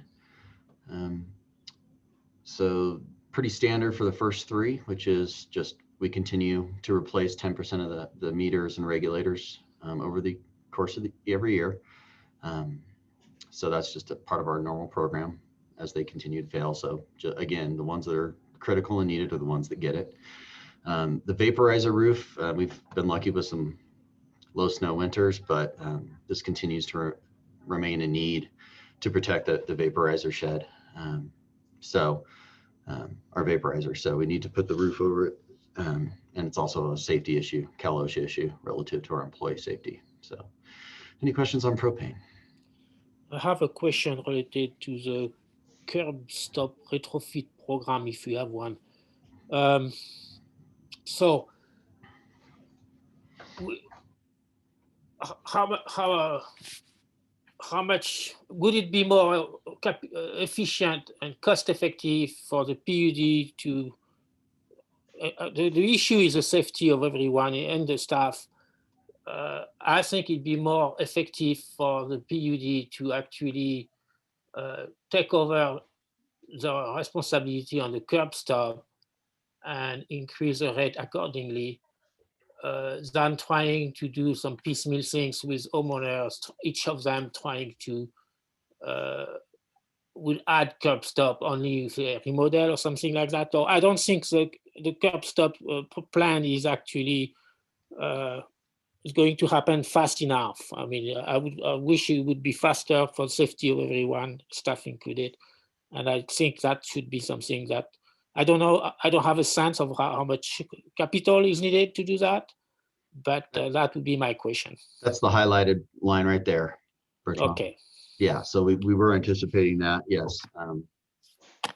That was what we're proposing, and we don't, I mean, that's a pretty wild guess of terms of cost, but so that would be replacing the propane lines all the way from the main distribution line, installing a curb stop and running it up to the propane meter. So we're talking complete replacements. So, okay, and in this case, we would now, the curb stop situation would be totally solved. Yes. Yeah. That would be correct. So my question, since it's a safety issue, should we move that forward actually? And even if we have to raise the rate, actually, that's basically what I would advocate. I agree, but I think what we should do probably is a propane rate study and get a real estimate of cost. Okay, I'm fine with that. But I agree that we need, this has been a project that Brandy and I have been advocating for some time. It's just finally moving closer to, we're talking 2 years away, so that would, but yes, I think a rate study with a real engineer's estimate of cost would be what I need to come up with that number. I support that fully. Yeah. Thank you. You're welcome. Okay, any other questions on propane? One question on the safety issue. If we funded that, do we have to do work on private property, or is that all in the right of way? We have to do work on private property, yes. But it's as part of our, basically as part of being a customer, the customer agrees to all our rules and regulations, which allows us unfettered access to all our facilities. Yeah. Okay, thanks. You're welcome. Okay, moving on to snow removal. Nothing really unusual here except for the RPM assembly. Well, I'll start at the beginning. The collet hose fitting and press. We had a lot of issues with hydraulic hoses this winter, and we had to send stuff out or drive it down to Carson City or Reno to get it fixed. This press would be it. Let us do it in the shop. Just absolutely no brainer in my mind in terms of money spent. RPM upper assembly, that's our big blower that takes care of all the roads. It's quite old and quite bad shape, and it needs a lot of work, but it's much cheaper than replacing it, which would be hundreds of thousands of dollars. Did we acquire that thing used? Yes. It was a second hand. Yeah. Yeah. Trackless tires every year, they just need replacement. Trackless reconditioning, we did a bunch last year. I think we did 3 last year, and this is 1 more. We're not going to recondition the other 2 in anticipation of purchase in a couple of years of another new one, but that again keeps them going. We don't have an exhaust fume collection system in the shop, and so half of it is in snow removal, half of it is in under shared operations, but again, safety issue. Tires for our loaders, and we have to do, replace those, 3 years to 5 year spacing. That's generally what we get out of them. And then a new potential radio tower. We are trying to find grants for that. We've applied for a CAL FIRE grant. So while it may be capital, we're hoping to get some funding from an outside source for that. Any questions on snow removal? I have a question on that. So the trackless spill fuel in many places. So I wonder if there is upgrade we could do to prevent this fuel spillage that happens frequently. Yeah, and sometimes it's not fuel necessarily. Sometimes it's oil or hydraulic fluid as well. So it's 3 things it could be. Okay. And that hoses fail. If you can come up with a way to make sure a hose never fails on a piece of equipment, you should retire and sell that idea. Okay, so would that help if we, because there's specific instance when it was all over the place. So I suppose you guys are on the top of it, or should we, community member, if we notice something, should send that information to the district so you can check equipment? No, we're definitely on top of it when it's our equipment. Okay. The problem is we get a lot of false reporting when Vail's shuttles are spilling fuel, and it's a waste of effort to search for something that doesn't exist on our end. But our operators are very aware of when stuff fails. And the cullet hose press will also let us do our repairs quicker too. So thank you. You're welcome. Cable, nothing. Parks and Rec. Continue installation of playground equipment, which is starting to ramp up. They're getting ready for that.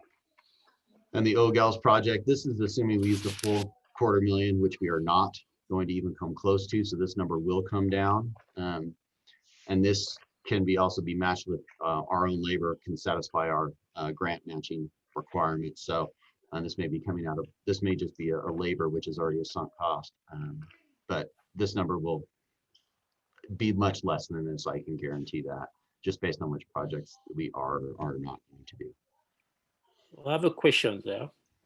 So for the playground and ADA improvement, which is time spent by the staff, if I understand correctly, I thought that would be actually covered by the fundraising, which actually had generated more money than needed. So why can't we use the money that was raised to actually pay for this labor? Because the board previously made the decision that the district would supply the labor and not use the funds raised. And that was the commitment we made to the people who donated money. Ah. Okay, next time, let's not make such a commitment. Well, I'll tell you what, we had no idea that we'd even get to $50,000. Yeah. Okay. Okay. Solid waste, we're on schedule to replace some dumpsters, but we don't really anticipate that that's critical at this point. We can probably do some welding and keep them in shape. So again, not doing that this year, not a green project. Operation shared, we have some more asphalt repair than normal this year, so we'll be dealing with that.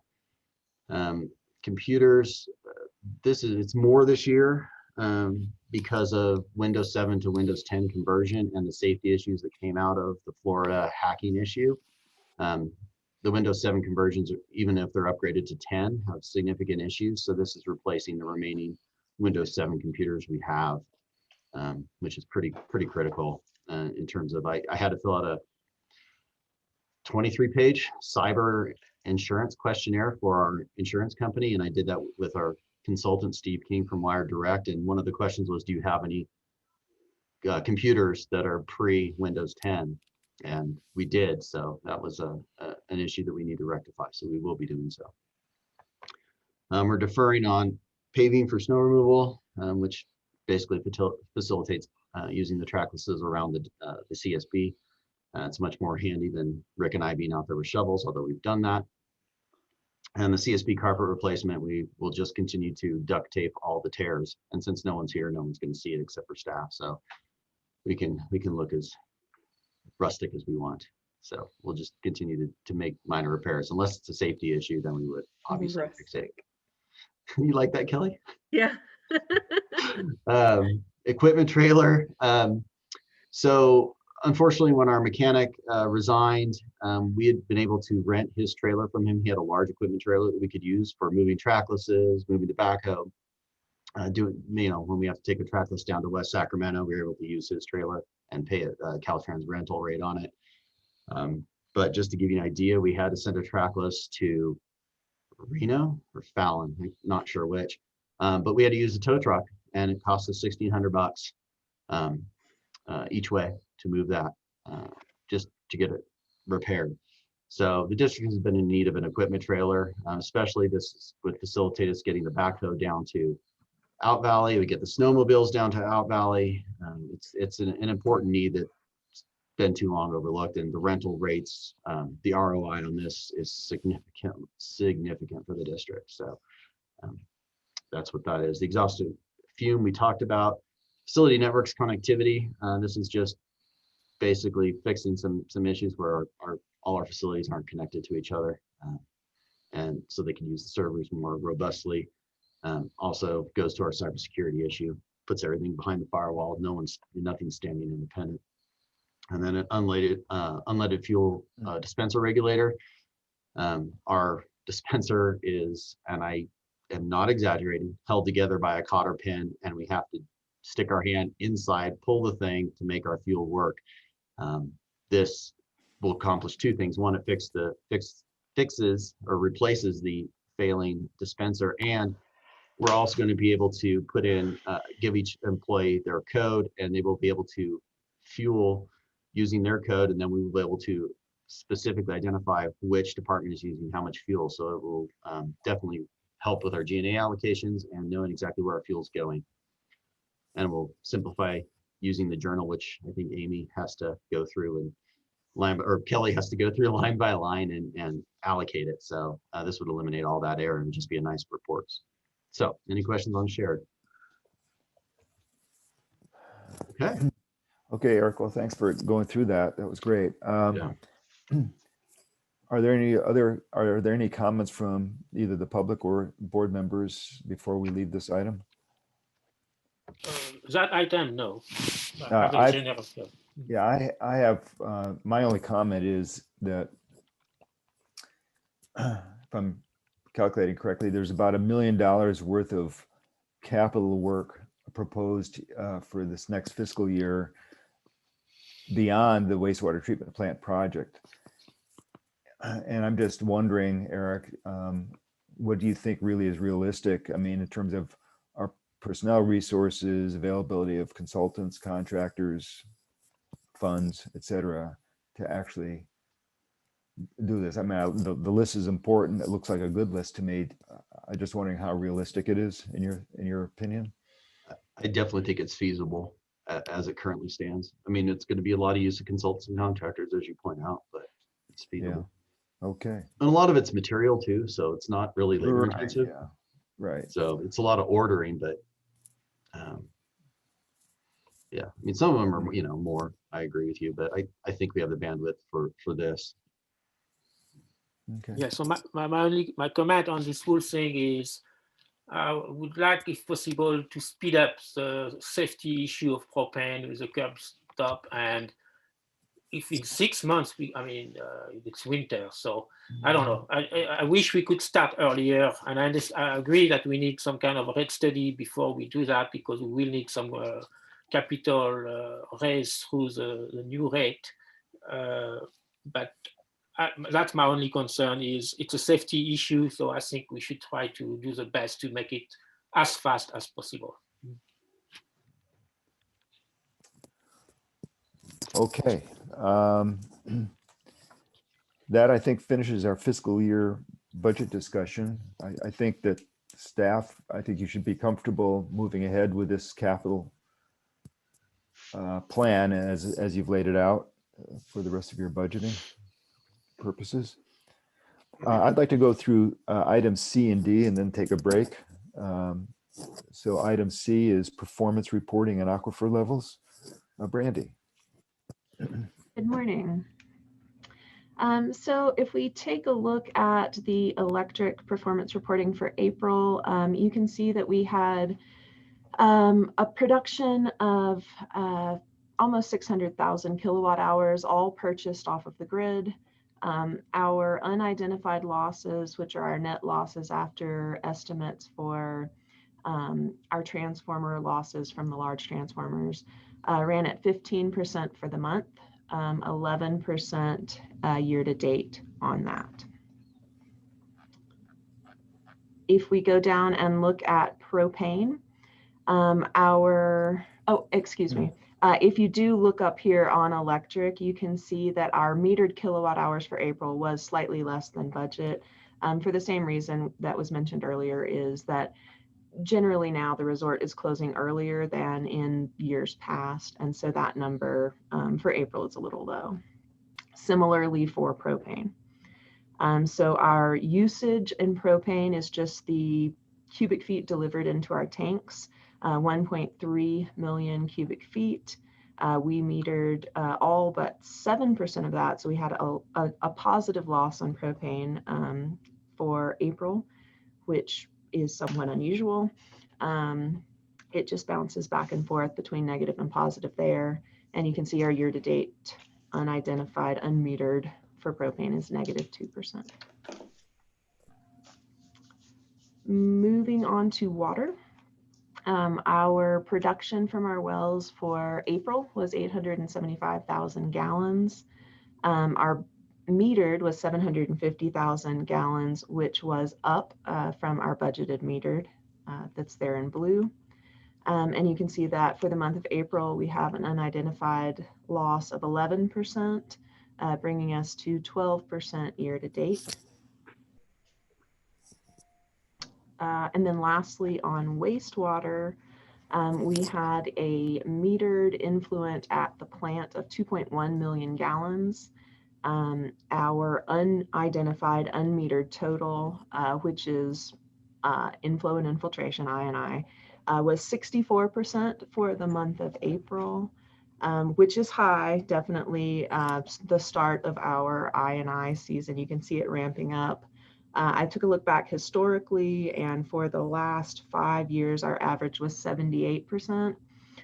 So we can see a combination of repairs that have been done on the system plus just a lower snow year in that lower than average number. So any questions on performance reporting before I make a note on aquifer levels? Okay. So for aquifer levels, just wanted to make a note that tracking the well 4 aquifer level and the well 2 aquifer level, both of those are within average range for the month of April based on historical usage. The slightly high, but right in line with what we normally see this time of year. Yeah, that's great. That's actually comforting to see it rising at this point. And that's all I have. Okay, any questions for Brandy? Eric, I'd sent Eric Christensen a chart that was asked for earlier. Yes. Maybe we could do that before the break. It's related to this. Yeah, I have that ready to show. Just let me find all Okay. my screens. While Eric's looking for that, Brandy, can you talk about why well 2 is not being used right now? Because it just dropped off in mid-month. Absolutely. We did some work in that well building to the piping and the filter system that's being completed. So that was taken offline to do this work, and it will go back into operation normally now that testing and sampling is complete. So this is the chart that Bertrand asked about where we were in residency, and you can see the purple line, which is the current year. You can see the obviously high residency levels till we hit April, and now we're back in line. So basically the valley is back to its normal occupancy level. This is telling me there's a minor increase. Yeah, we're on the high side, but less on the, yep. Interesting. Yeah, I think it's very interesting, and I recommend that we keep monitoring that to have a sense of a residency level. Yeah, I agree. I mean, and I hate to do this to Brandy, but maybe we should just include this report with our electric propane metering just to include it as a matter of course every month. Sure. Mm-hmm. And thank you, Bob, for creating this so we have it. Sure. Great. Okay, thank you. Thank you, Brandy. Now move on to item D, resolution 21-06, placing in nomination Eric Christensen as a member of the Association of California Water Agencies Region 3. Should that say board or is that? That's how they worded it. I have That's the to way cut they- and paste theirs exactly. So Oh, okay. And this is the position you currently hold. Yes, Eric? that is correct. Have you enjoyed it? It's been very valuable.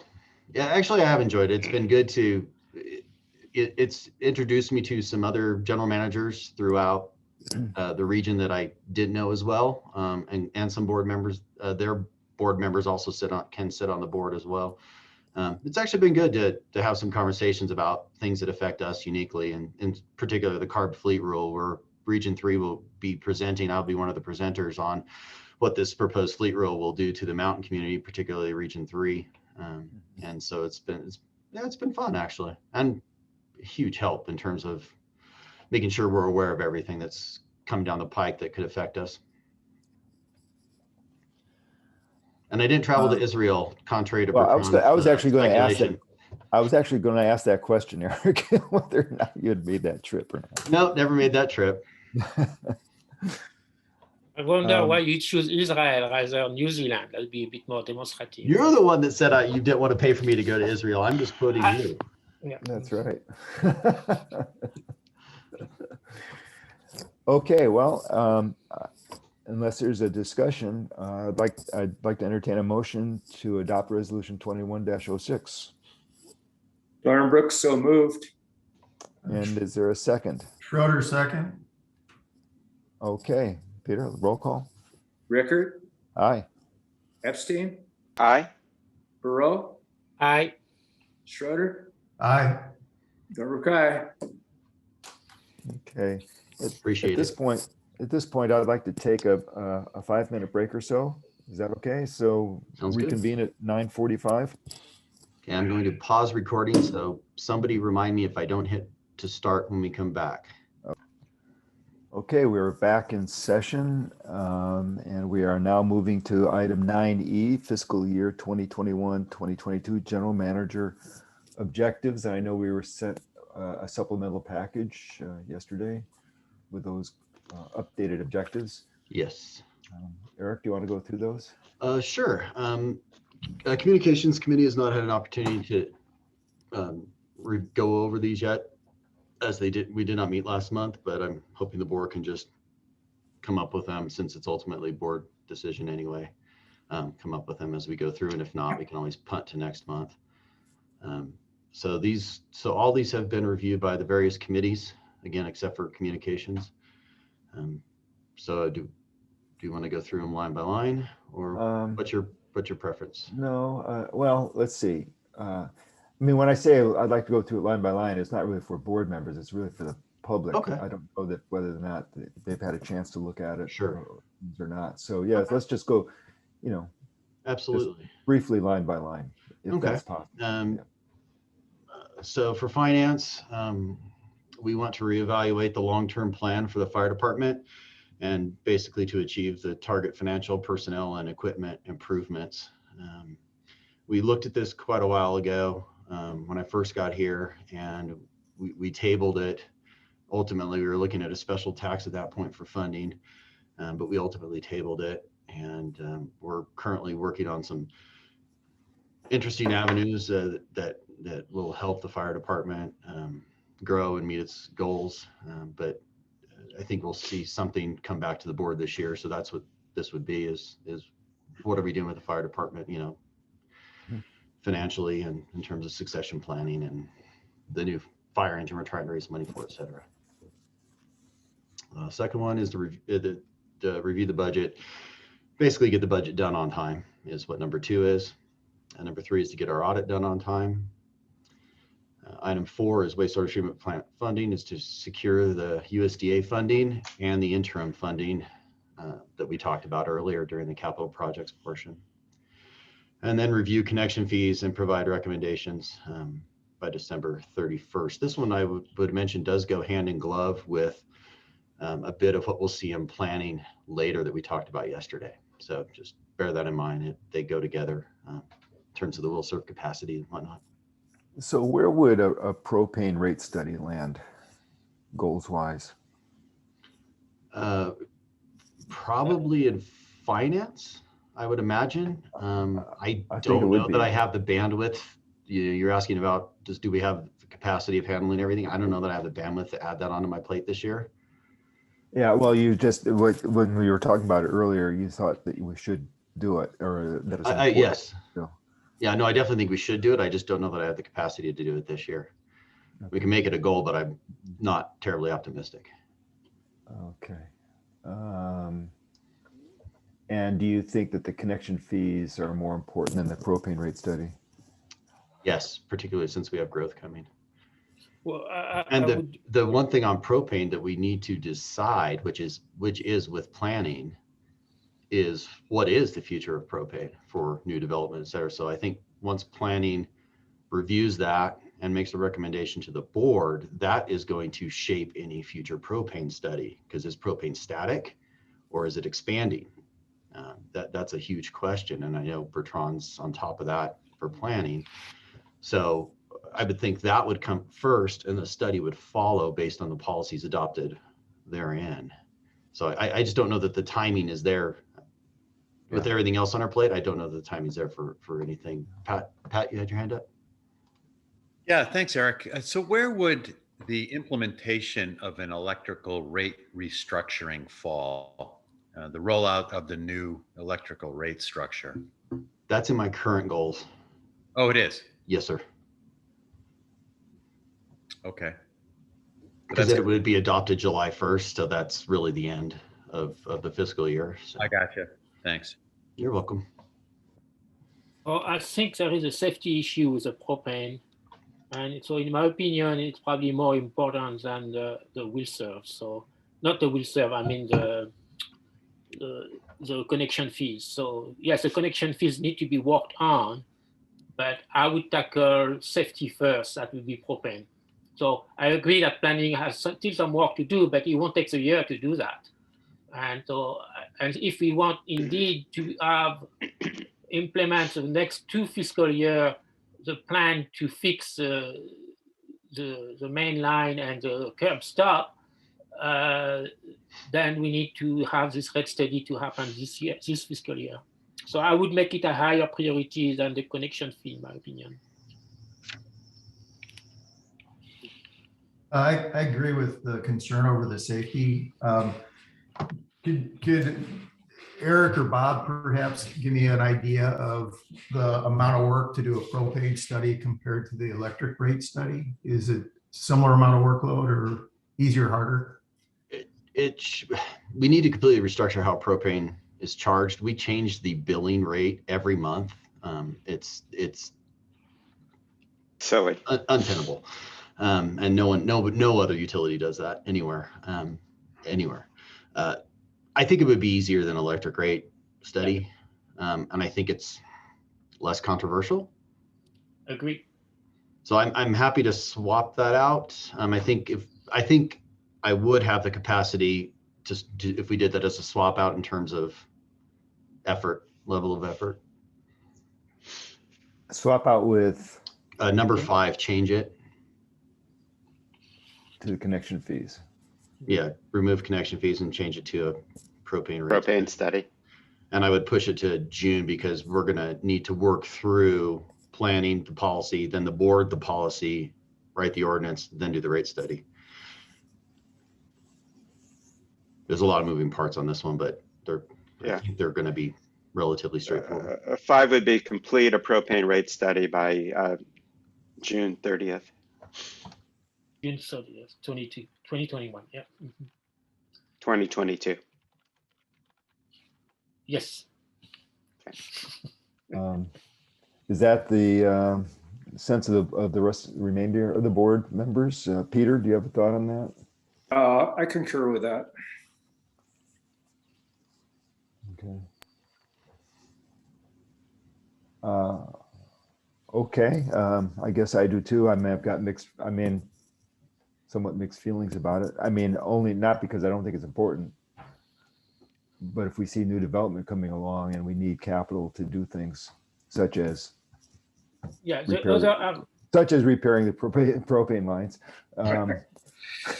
it's sort of it's which comes first, The other argument I would have in support of that is that the planning committee, and actually it's one of the goals for the general manager, want to do a will serve analysis. And I think that should be done prior to the connection fees. Okay. Okay. Well, if I'm fine to go along with it, changing that to the propane study.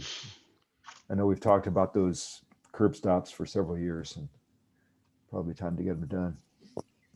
I guess I have a question. How many, is that mainly in KMA, the curb stops issue? I mean, in East Meadows? No, it's not. It's well, mainly. Yeah, I guess mainly is probably the right word. I was just trying to get a scope of how big a project that's going to be. But it's definitely a high safety issue for our staff, especially in the wintertime. We get a leak inside a house. Yeah. Yeah. Okay. Okay. I think we're fine with that. Communications. You want to come up with some communications targets? I'm looking to Bob and Bertrand. I mean, right here at this moment. Yes. I No? do mean right here at this moment. We have a meeting soon, so and we are going to tackle. So, what do you think, Bob? Can we wait next Monday? I would prefer to do that then. Mhm. Yeah, Could I well, make a I'd be, suggestion? Bob, you did a survey several years ago on electric cars and how many people had owned them, and it was pretty extensive. But I feel it'd be important to do an update because I think vehicle charging is becoming a hotter topic. It's possible project for the committee, Yeah, for the thanks for that. communications committee. Yes, Peter, thanks for that idea. I agree.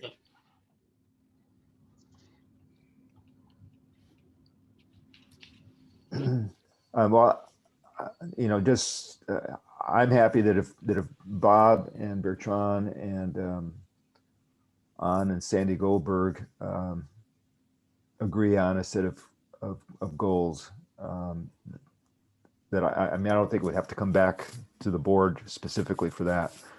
I mean, obviously we'll want to know what they are, but I don't think as far as approval and all that goes. Since we have another meeting scheduled for May 22nd, maybe we could tackle that. Well, we could, if you want, sure, we could put we them could in and review review them there. Yeah. Yeah. Okay. All righty. Operations.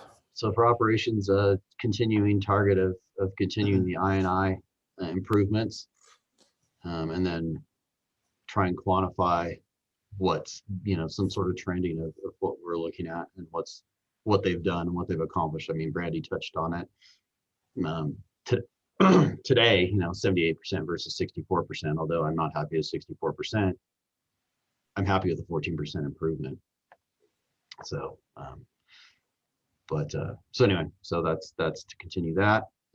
This is what we talked about earlier as well. The solid waste ordinance and rate structure to consider a mandatory service level of effort, which goes to Bertrand's comment, and equitable distribution of costs. So that's another rate study, yet another one. 3, complete the propane and electric meter protection program as per the board's adopted policy. Complete phase 1. And I don't know what phase 1 is, but we talked about it. If there will be a phase 1 of the construction by June 2022. So we want to get one project under our belt. So Eric, that'll be complete phase 1 as it's defined by what, say October or November or August? Maybe earlier than that. August might be. I mean, well, as why don't we say by in the first quarter then? Well, this is construction, not design. This is No, design. I mean, what I meant was complete phase 1 as defined. Oh, no later okay. than the first quarter, because we've got to Gotcha. define what that is. In first quarter. Cool.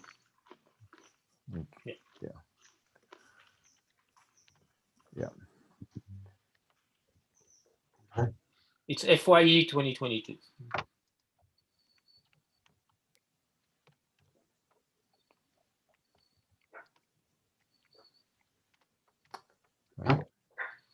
And then we talked about this as well under capital, complete the hydrology Yeah. study and plan for resultant recommendations by June 2022. That would put us in a position to be doing installation that summer.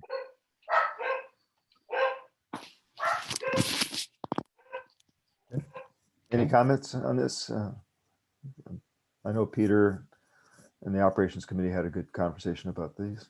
Yeah, we did. Personnel.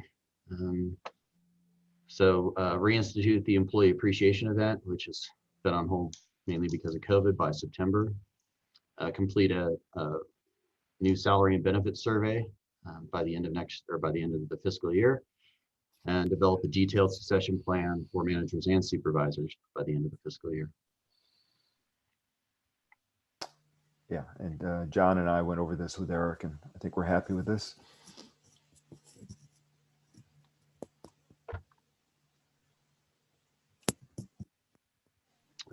planning. This was the augmented that was sent out to everybody after planning finished meeting. So just happy to get it out, but in case you didn't get a chance to go through it, just to update. Update the wastewater and propane standards by the end of the year.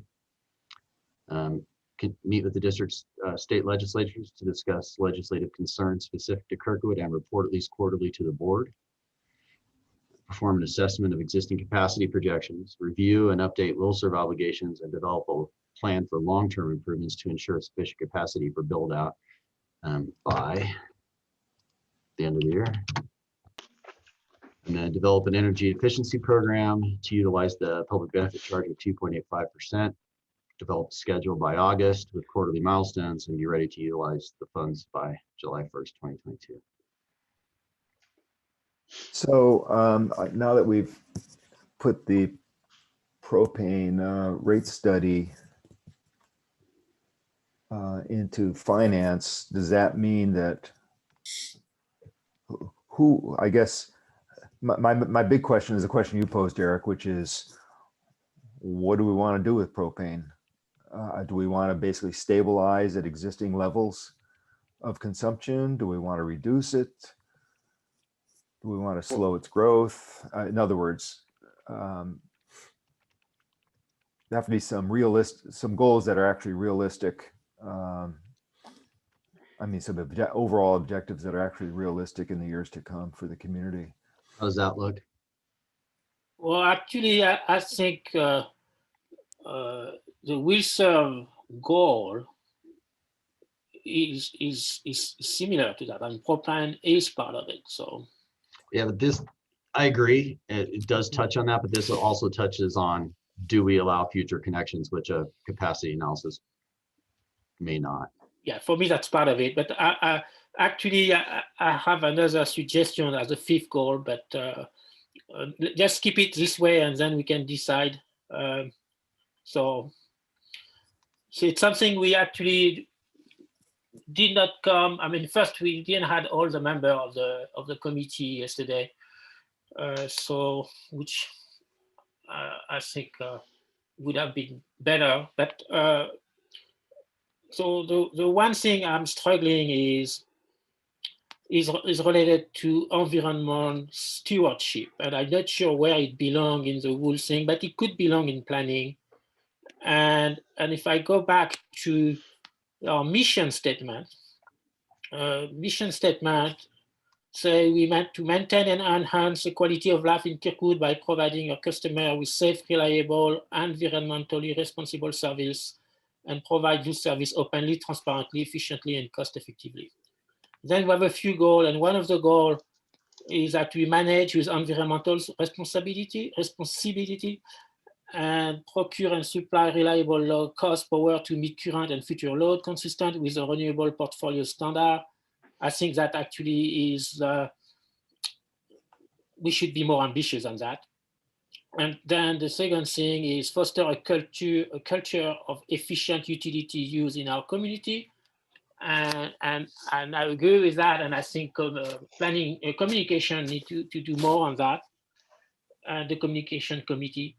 And minimize impact of district operation on the natural environment, provide key leadership in the stewardship of the district natural resource.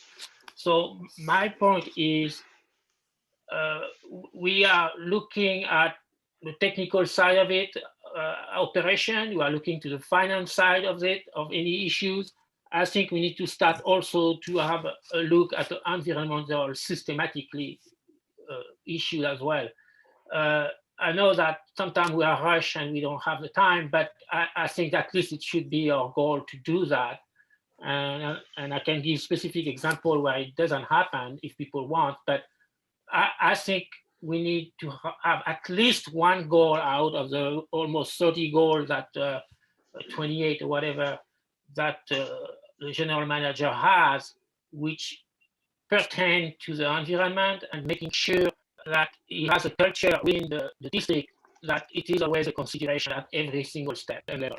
That's fixed, if more, and it's going to need to have an execution every time. So that So we did not manage to do that at the planning committee yesterday, but I'd like the board to think about it and offer suggestions in that front. If you think, like I do, that this should be somewhere as a goal. Question rather than just specific to KMPUD, even Okay, if you but see. I just want to, I didn't understand what the stewardship of Of the environment? planet, yeah, of the environment, yes.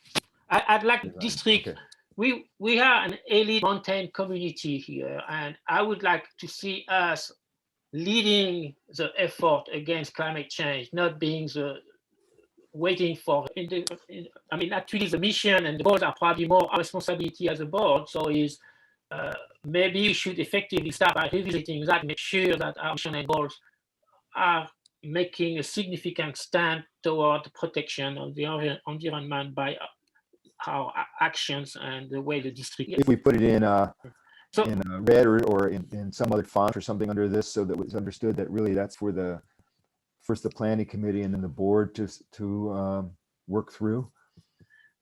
I agree, but the goal, the responsibility I would see to the general manager is to make sure that. We have to define what we mean by it. and like Agree. you said, so I mean, basically what I'm suggesting is that it get added here, but it's not really a general manager objective. It's a board objective. And that was something that general manager in developing it, developing the definition on the board agenda, Yep. make it less abstract and more concrete. I agree. I agree. Right. And I understand I definitely see responsibility on our side, but let's do that step first. But then I admit to know when you evaluate a project, you always have a paragraph on environmental considerations. So we have technical, financial, environment. The three should be always in every single proposal. Sure.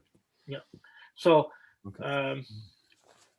I mean, again, so basically I wouldn't mind having a statement here, but I just don't want, I just want to be understood that it's our responsibility, not Eric's responsibility to tackle it. To define that, I absolutely agree. But I mean, pushing back, these are general manager objectives. If we want to talk about board objectives, why would it be? Yeah, no, I don't put my goals on my employees. You don't, you should. Poor Rick. Let's just note this, and Bertrand, you can start to tackle this in the planning committee discussions, and we can start putting it on a board agenda when you're ready. It's just what I'm trying to say is this should not be primarily anything that Eric or his staff need to go out and research and so Absolutely. on. It's a board and committee responsibility. That's what I'm trying to say. Okay. I agree, and so I withdraw my request of a goal for this year at least. First, we need to define. Yeah. Okay. Good. Thank you. Okay. So that was it, right? That is correct. So we'll just wait for the communications goals to be worked through and maybe have a quick review on the 22nd and adopt.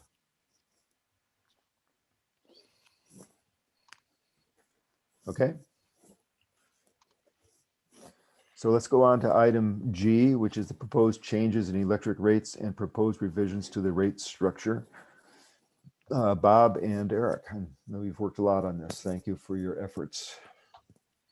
So this incorporated the board's last direction and updated everything. So just go through the changes really here.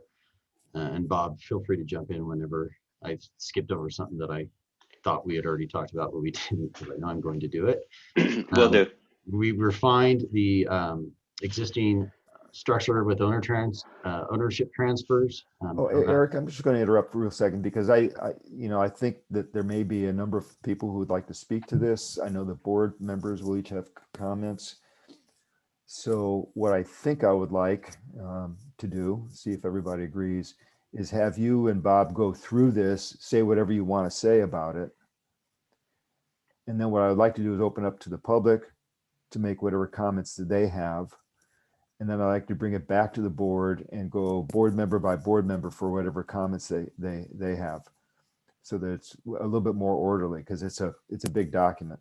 Is that okay with everybody? Actually, I have a kind of problem with that because, like you say, it's a big document, and that's what we've done the last previous few sessions. And because of that, some things never got really addressed. And I just wonder if actually this time we should do it differently and actually ask for comment after every single section, I would say item. Because then by the end, by the time we had at the end, it's difficult to remember all the stuff that could be said. What sections are there? So section 1, section 2, section 3. Yeah, at least fragment it in sections, yes. Okay, that's fine by me. What I just don't want is a lot of interruption and a lot of conversation that wanders. Now I want it to be as But get it off concise in sections so as possible. Yeah. So let's go through the executive summary initially, and then make any. The thing is, I can't open up to the public each time we do this. That's the problem. So. Well, it's a big document. It's a big topic. I think we need to take the time to do it right. And well, I know, but it's just I can't ask the public to say now. Just what are your comments on the executive summary? What are your comments on section 1? They're going to be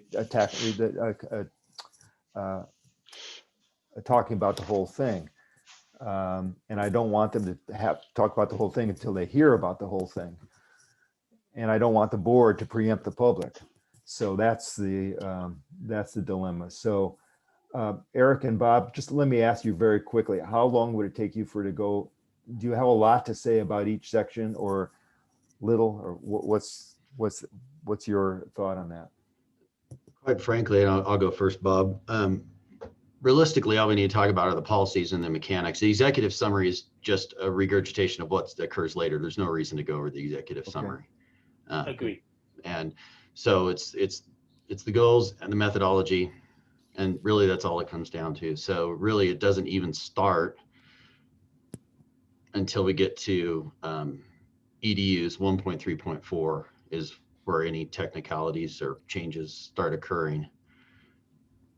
Bob? Okay. Well, let me just ask to try to accommodate Bertrand's thought. What I'd like then is go through the section and then open up to the board for questions and clarifications, not expressions of opinion and trying to change things. That's for later, okay? Because I want the public to have an opportunity to speak before. I mean, otherwise, why are we doing this? We want to hear what the public has to say before we give our own thoughts, and we want to take into account what the public has to say. So, well, questions and clarification are fine. Let's move ahead. Go ahead, Eric. Okay, then I'll start with 1.3.4. This was already approved by the board a couple months ago. So this is just formalizing what the board direction was about how to calculate an EDU. So currently, I mean, I don't know who's read the study, but currently our ordinance calculates EDU as the average usage of all customers, calculates it as all customers divided by, but that's really not the proper way to do it.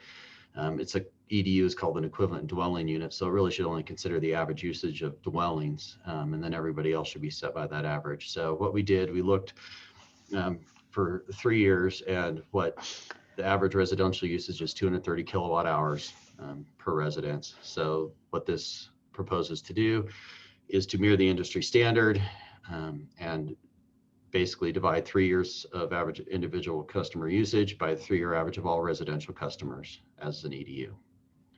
And we would also change the measurement period for budgeting reasons, primarily in EDU calculations, to April 1st through March 31st, instead of the current July 1st through June 30th. Any questions or clarifications needed on that?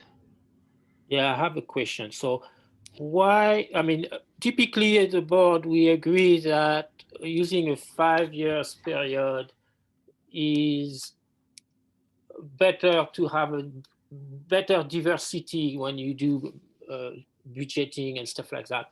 So why here did you decide to use 3 years instead of 5 years? And that's a question. Sure. I did not decide that. The board decided that. Okay, so when was that? A couple meetings ago, 3 meetings Yeah. ago, maybe. Well, again, that's a question I didn't ask at the time. I think we need to be consistent, and I just don't understand why here we are not following our own advice. Yeah. So Eric or Bob, is there a rationale that you'd like to? We use 3 years for calculations on all EDUs for all services. We don't Yeah, use 5. we don't only use 5 for budgeting. Right. The only place we've used 5 is for budgeting. Okay. That's the answer. Thank you. I have a question that Reed Bennett is. I don't understand why EDUs would be in 0.5 EDU increments. And They're not. They're not. They're being tenths. And we're not It's onto that section 0.1. yet. Okay. That's a section that's coming up later. Okay. If we could wait until so we can do this orderly, as Eric said. Yeah, yeah, I'll open up to the public soon, but okay, Eric. Okay. Okay. Moving on to assignment and duration. So really what this comes down to is the difference between existing customers, new customers for existing buildings, and new construction. So there's 3 categories. So as mentioned before, the duration that we would measure would be their 3 years data as of March 31st, 2021. Their EDU will be set on their most recent 36-month average monthly utilization, or AMU. So that's what we do for existing customers with at least 3 years of data. For existing customers that have bought in the last 3 years, so less than 36 months of data, the board decided that we would use the prior owner, and over the course of time, once we got 36 months for the new owner, we would then set their AMU once we have that 36 months of data. But in the interim, in that first 3 years, we would use prior owner data and new owner data as a combination. It's adjusted every 12 months. So every March 31st, if there's a full year of the new tenant, new owner's data, that comes in and we remove a year from the previous one. So over the course of 3 years, it goes from 1/3, goes from 0, 1/3, 2/3 to 100% new owner. Correct. And we did look at, for where we had data on transfers in the last 3 years, we just took a look to see how this methodology would work. And 72% of our customers would be between a 0.4 and a -0.4 EDU change. So the bulk of them it's more accurate than any other method that finance could come up with. As for new construction, we break it into 3 categories for residential, which is high density condominiums, low density condominiums, and single family. So we looked at the existing data for those categories and determined what the average EDU type was. So it's 0.8 EDUs per unit for high density, 1.1 for low density, and 1.4 for single family. So if any of those new residences were constructed, they would be assigned at the beginning that EDU. And then once they had 3 years data, as with property owner transfers, their AMU would then be adjusted based on that. So we're just using the beginning point, kind of like a previous owner, for lack of a better explanation. So with regard, every year that will be reviewed for them as well. For 3 years only, not every year. Yeah. It would be adjusted, as Bob said, 1/3, 2/3, 1. Yeah. So any questions on setting AMUs for? I have comments, but I resolve them for later. Yeah. Thank you. Okay. Now to get to Reed's question, the minimum EDU. So currently our minimum EDU is set at 1 and can be adjusted in 1 in tenths, 0.1 increments, not 0.5 increments. And so what this proposes is to set the minimum EDU to 0.5 with 0.1 increments from there. So any questions on that now? a technical comment, not an opinion comment. The granularity is a bit high in my opinion, because this represents actually a $600 difference between increment.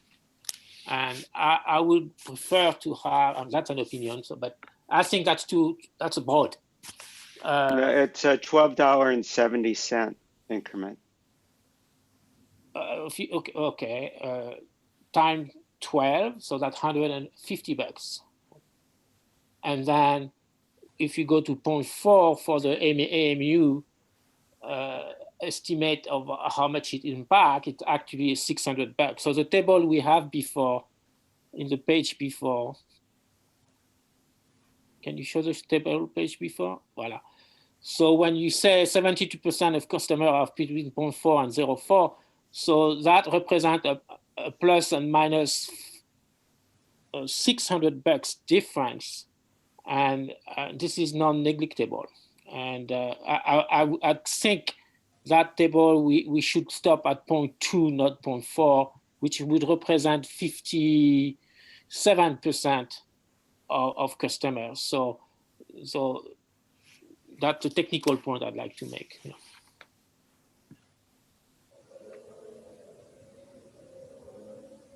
All right, any other questions before we go on to 1.3.5? And then once we get through the ones, right, section 1, before budget, we'll open it up to comment and questions, et cetera, et cetera.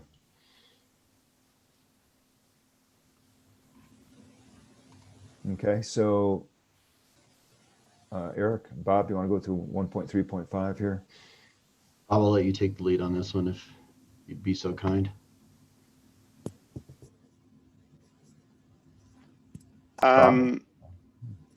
Okay, so in terms of net metering, there are two categories.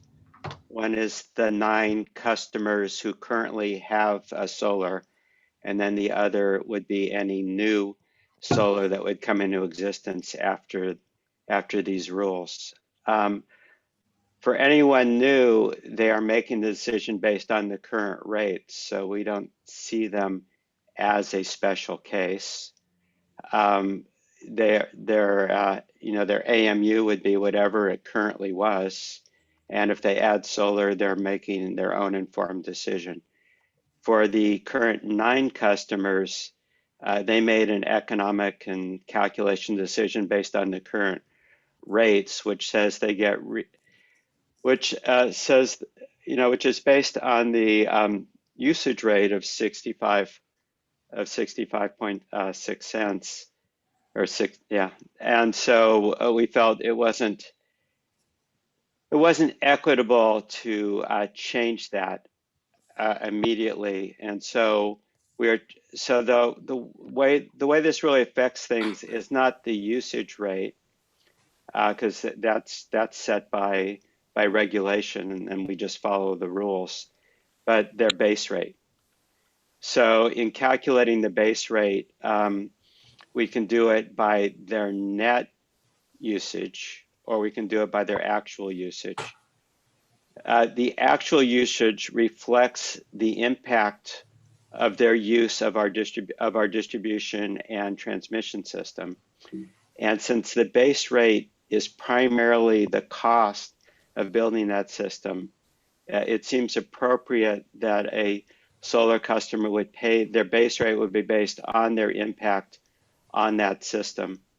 So that would be the gross usage, not the net usage. However, our feeling is for the solar customers that currently exist, there should be some compensation in between that. What we've written here would be to say they would get 4 years at net and then it would switch. But I think that's something that we're still thinking about. So I would say that this is probably the area for those 9 customers that we're still thinking through. But as of the writing of this, we suggested 4 years of net. Okay. Is there any questions on that? I have a question, yes. First, I don't understand how you, I mean, it's actually described in the document as ROI.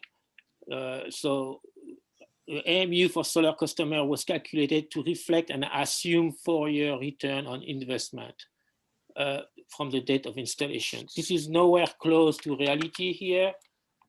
At the time for the older installation, the realistic ROI is 10, for some it's up to even 20 years. So I know now solar panels are cheaper and you can achieve better ROI if you install now. I would say a bracket of 8 to 12 or 7 to 12 years is possible. But What would you recommend? Well, I ask people to provide invoices, and then you have the true cost, and then you can divide by the savings they made on the rate, which is 65 or whatever, let's say 66 cents average or whatever, we can compute that. And that would give you the true ROI. I know for me personally, the ROI is probably 11 years. So I'm nowhere close to be at my ROI. And I know nobody in the Valley would be at 4 years. You're not, we're getting into policy, so I apologize, Yeah. Eric, but you're not suggesting we do 9 separate calculations for you and the other 8 solar No, I customers, don't. are you? Actually, I don't. Let me move The forward. invoices would be, yeah, we'd have to do it for individuals if we were looking at invoices. So I don't know how the mechanics of that No, would even work. if you want to evaluate what's the typical ROI, that's what I would do. And then you set a rule based on that. Then, but actually, my main concern on that is I don't think it's legal because, and I'm concerned the district could have litigation, especially for one of the customer that has a huge excess generation. And the concern here is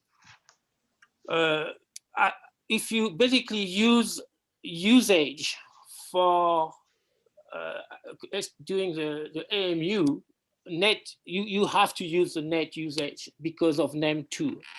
Actually, it's been said here, not today, but the previous meeting, that this EDU system is actually based on usage. So we can't talk from both sides of the mouth and say this thing and then say, oh, it's just a base fee. And so where my concern, it would not fly in court. So I would like to have a legal opinion before we move on that, because I'm really concerned we are breaching the regulation for something which money-wise is not worth it. We're talking about just 9 customers. The bigger question is new customers.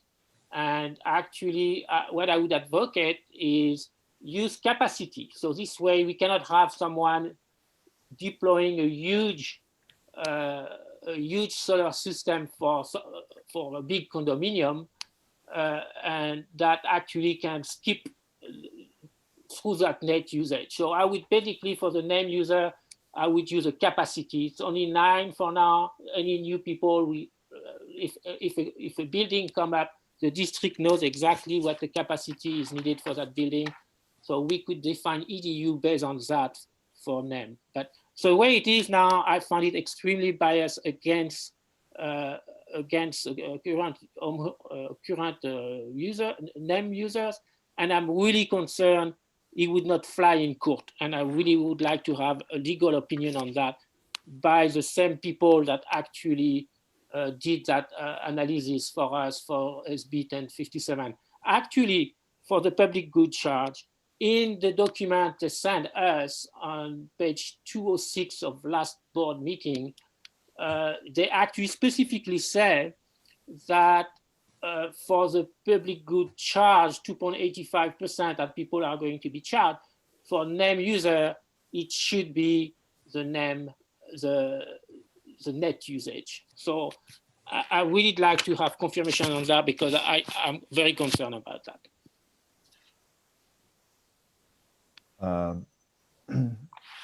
Okay. Any thoughts on that, Bob? Just curious. No. No. Okay. I mean, as thought, Bob, you say we'd be happy to discuss this concept. So now is the time, because we cannot do it by email or offline. Well, what I said is that I think we should, I'm not sure what the right answer is in terms of the an amount of time to get to the ROI, and we will ask our attorney to review whatever we do, so we will know that. So I agree that I'm happy to have an attorney review it. And the 4 years is probably not the right number.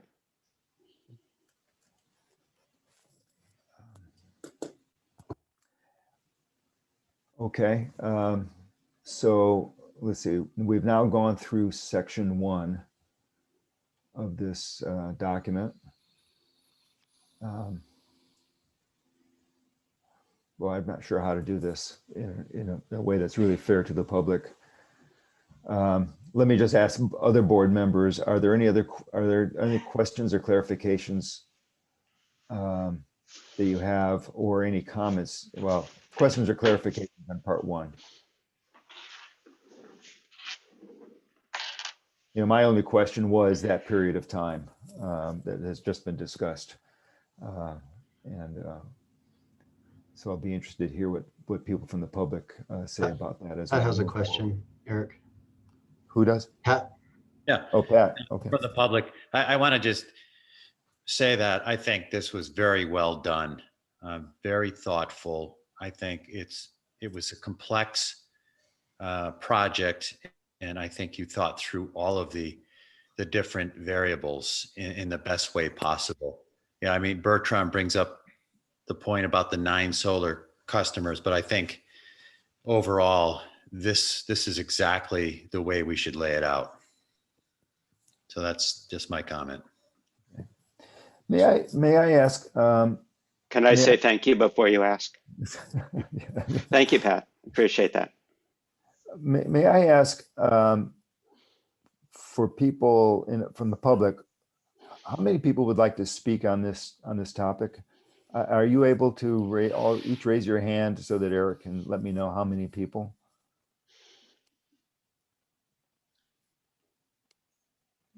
Eric, are people raising their hands? I know. They are. I'm just waiting. Okay. There's 2 at the 2. moment, but some people may not have found the button yet. Yeah. Hey, Eric. Yes, sir. Oh, which Eric? Sorry. Eric with a C. I think until people actually see how it impacts them, we may not get a rise in questions and comments. Yeah, and that'll be the purpose of the public hearing on June 26th. But I'm really nervous. I mean, it's just impossible to keep our board members only asking questions and clarifications. They get into opinions and policy, and I just don't think it's proper for that to happen before we hear from the public on whatever they may want to say. So if there are only 2 people, I know Reed is one, and I'm sure Reed has read through this. Howard also, Eric. And Howard, I'm sure Howard has read through this. So I think that they're familiar with the documents. So at this point, I think I would just like to ask the public, Reed and Howard and anyone else who would like to make comments on this study to go ahead, because otherwise the board is going to be creating opinions and casts of mind and so on before we hear from you. And I don't want that to happen. But should we actually go through the budget? Well, Bertrand, because we're not disciplined enough to stay away from stating our opinions and so on, we're preempting the public. That's what I'm saying. If you can stick to asking questions and clarifications, that's fine. But if you're going to go off and say exactly what you think and what needs to be done, I withhold a lot of stuff. I just was talking about numbers, not policy. Right. Yeah. Okay. Yeah. I have much more to say that I need to say later, but well, sure I was talking about number. Yeah. Yeah. Reed and Howard, would you like to give your thoughts now or later? I'm open to either. Well, I just have a few things, and I hope it's relevant and I can be brief. I'm assuming you read the letter that I submitted, and just the main things is points are, I think that the kilowatt price should match or be very close to the cost of propane, what it would cost to use using propane, the cost of propane to match with using heat pumps, which I figure is 30 cents a kilowatt hour plus or minus a few cents.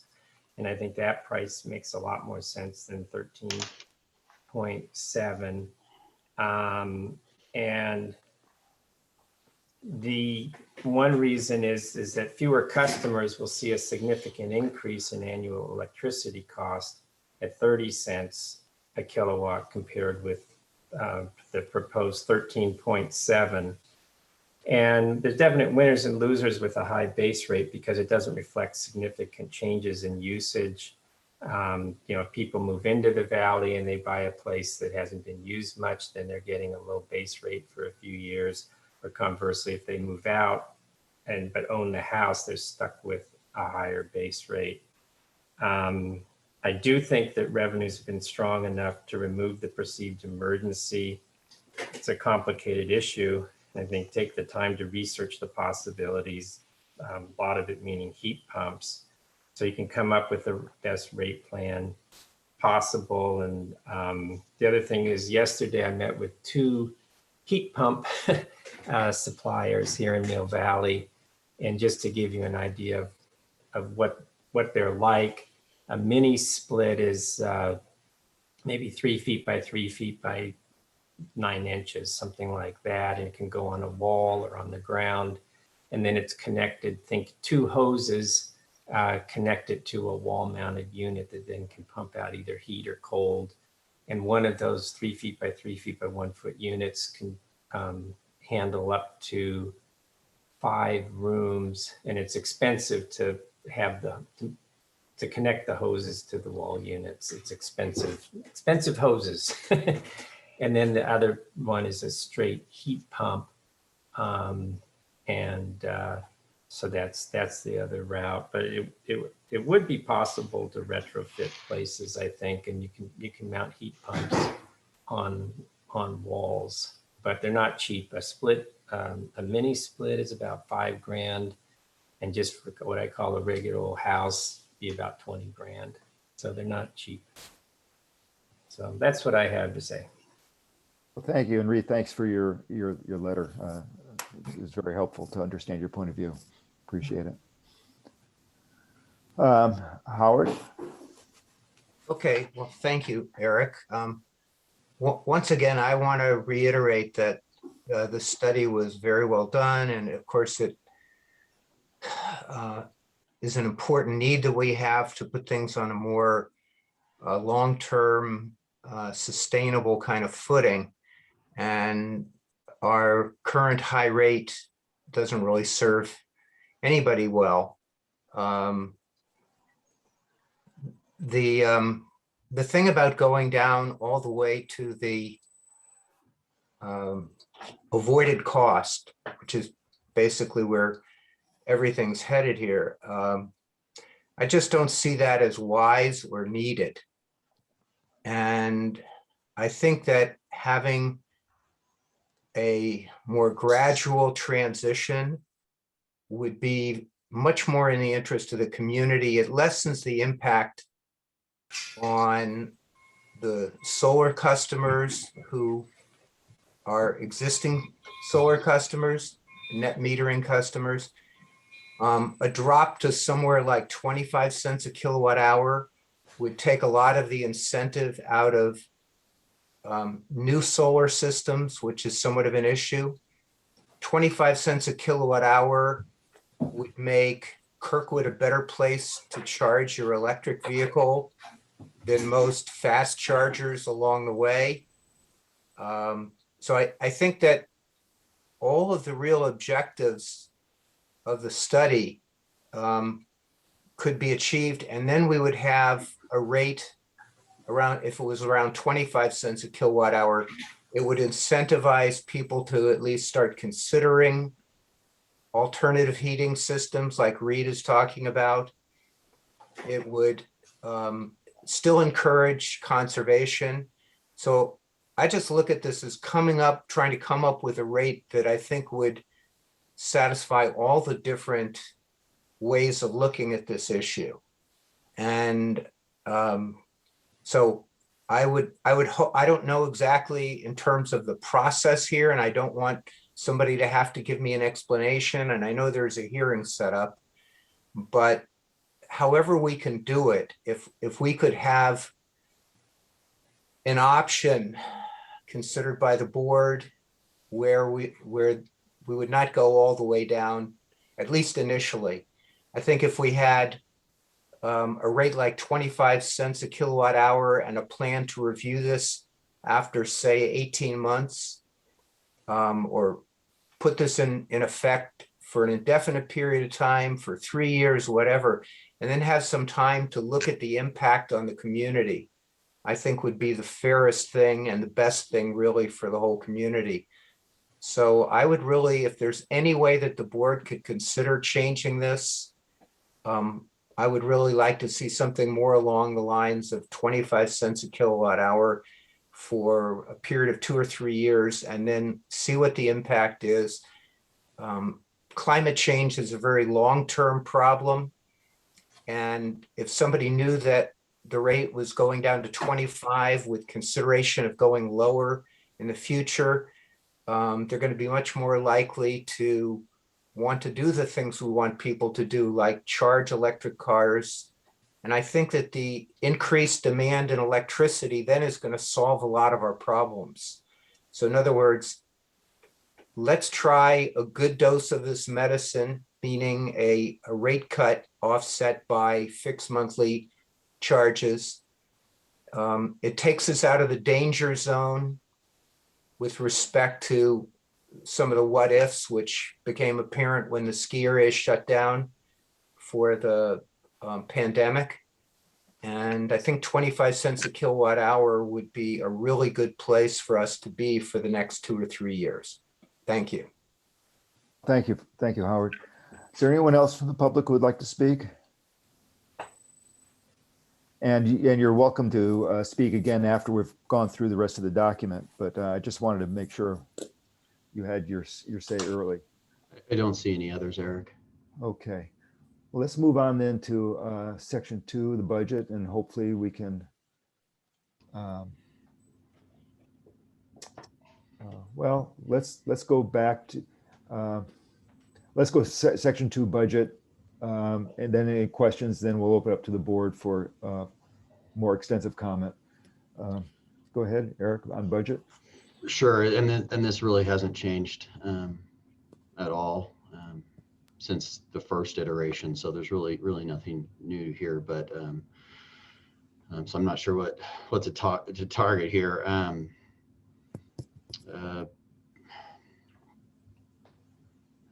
Gosh, Well, actually, I have a question on that table if you want, a technical question. Which this one? Yeah, that table, yes. Can you make it bigger? Let me see if I can do that here. Thank you. So I have a question here. So I see here service truck split with propane, but you don't have any capital expenditure for that. Is that scheduled for the year after that, or so why is it there if we don't have it expenditure? But and being the topic I wanted to discuss earlier, but you told me we would talk about it, but we have not, which is there is this law that requires the PUD to have zero emission vehicles by 20, how much? There is no law that requires that. There's a rulemaking process going on right now at CARB, which has not yet been set. Okay. So it's not been set, but that was the original proposal. But there is no. It won't be done until next year sometime. Okay, and do you know what they are shooting for now? 25 or 2030? So for larger entities, right now it looks like they're going to carve out an exemption for small communities and small counties such as us. Okay. But it's so 50% by 2027 and 100% by 2030 is the initial thought, but that's being revised right now, and I don't know what the new one's going to be. Okay, and you think there is exemption that will be provided for small district like us? An exemption in terms of delay of time, but not an exemption in terms of total exemption. There may be, I don't know, but okay. just to anything you don't see in here, this is only a 5-year rate study, so we're not looking out 30 years. Yes. In terms of that, that's why some of these have no numbers in them, because they occur later. And I just cut and paste this from the capital budget. Yeah. So that is why you'll see some with no numbers, because nothing occurs in the next 5 years, and the rates, we can only look out 5 years on rates. So that answers my question. Thank you. So my next point on this is, so clearly, and I will be talking about that later, I think that we need to ramp up our game for EV charging in the valley to the benefit of the district.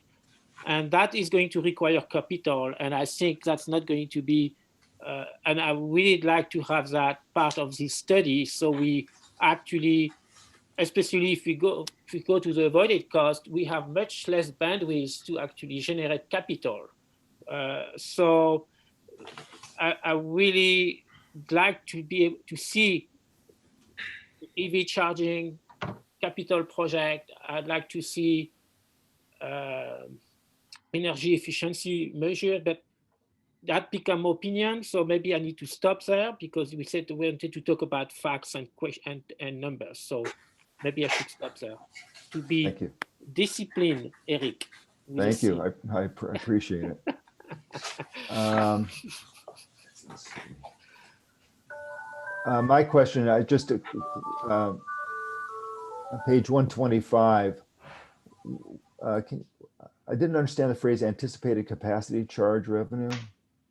What does that phrase mean? It's under 2.1.3 customer growth, anticipated capacity charge revenue.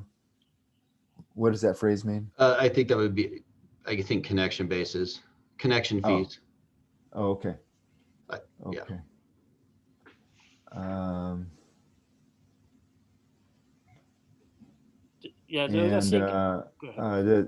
It says the study assumes the district will grow whether by new construction or conversion propane used by existing customers by 3% over the next 5 years, and that's the total, not 3% annually, right? That is correct.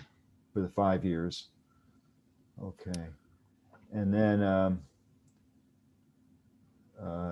just a thought. There's in 2.1.8. There's a reference to tier ratios for most people reading this. They don't know what those are. I don't know if the general explanation in a footnote can be provided or not, just to describe what a tier ratio is. Those are my questions, clarifications on 2. Any other questions, clarifications on part 2? Yeah, I think if you go down, there is a mention, or maybe that's a different section, where basically it says that excess revenue would be applied to debt services. Is that? I think that's in 3, I think. Oh, that's in 3. Okay, so we'll wait. I think so. Yeah. I think so. Yeah. So. Okay, Eric, anything you want to go through on section 3? Were there any questions from the public on section 2, maybe? Oh, okay. Yeah, sure. Open it up again. Pretty straightforward, but just in case. Well, the one thing you'd already clarified, I was wondering if it said, you said charge revenue. I was wondering if it was supposed to be change revenue. That's, revenue change revenue. Anyways, I'm just curious. No, it was capacity charge. Okay. It's the charge for your okay. taking of capacity in the system. Okay. Any other questions from anyone on section 2? Howard, okay. No, I just said I was asking Pat and Howard because I think they're the only ones that really might have comments. So another question I would have, and I don't have the answer on that. I mean, we see a lot of work done on how it impact homeowners, and I have not seen much at all on how does it impact the commercial side of it, which represent almost 2/3 or more of our usage. So that would be a question. I've not seen anywhere, and I don't know where it belongs, which section it belongs, but is there somewhere something about that? It has almost no impact on any commercial customer. It's in the rounding error of 2% or less. Well, I mean, that's assuming that I don't understand that, because that become an opinion. So should I wait? No, well, I mean, I It's think a the clarification. clarification I thought you're asking for. Yeah. We have, So how yeah. can you, since we don't know how the consumption, the problem is the consumption is assumed not to change. And we don't know that for homeowners, but we certainly don't know that for Val. If they do, The assumption is that it won't go down. well, is Val aware that use it or not, they still will have to pay 80% of their bill? Yes. Their Vail's had representative has attended all the meetings. Yes. And this study does contemplate the commercial. If you look at, this is our current electric rate, our current revenue. When you look at the proposed, commercials in there too. So commercials considered in that as well. But I think what Bertrand is saying, I mean, there is a point here, which is to at least say that what Bob just said about the commercial. I mean, it's not a bad point to point out, just so that there isn't that question in the future. It's inherent, it can fluctuate a lot from year to year depending on snow conditions. So if they do a lot of snow one year, their consumption is going to go much higher, and that will be based on something fixed based on previous year, which doesn't make sense. And conversely, if we have a lot of snowmaking storm, they don't need snowmaking, and they still have to pay for it. I just find it difficult to run a business like that. And I'm shocked actually that Vel is not on the top of it, but maybe they are looking somewhere else. I don't know. But I'm concerned. And what would be the mean of enforcement? For example, if they decide not to pay or even can protect themselves through bankruptcy, how does that protect the district? Okay. Yeah. This is a rate study, not a Vail business model study. I'm sorry. But we can. Do you have anything else to review over on section 3, so then we can actually get to policy discussions? Trying to see if anything new has changed. I did include the 100% REX as requested, so that is new. So that was included as requested. It's set at 13.7 to be 14.7. We did add a section on the public benefit charge. It's also included in the ordinance.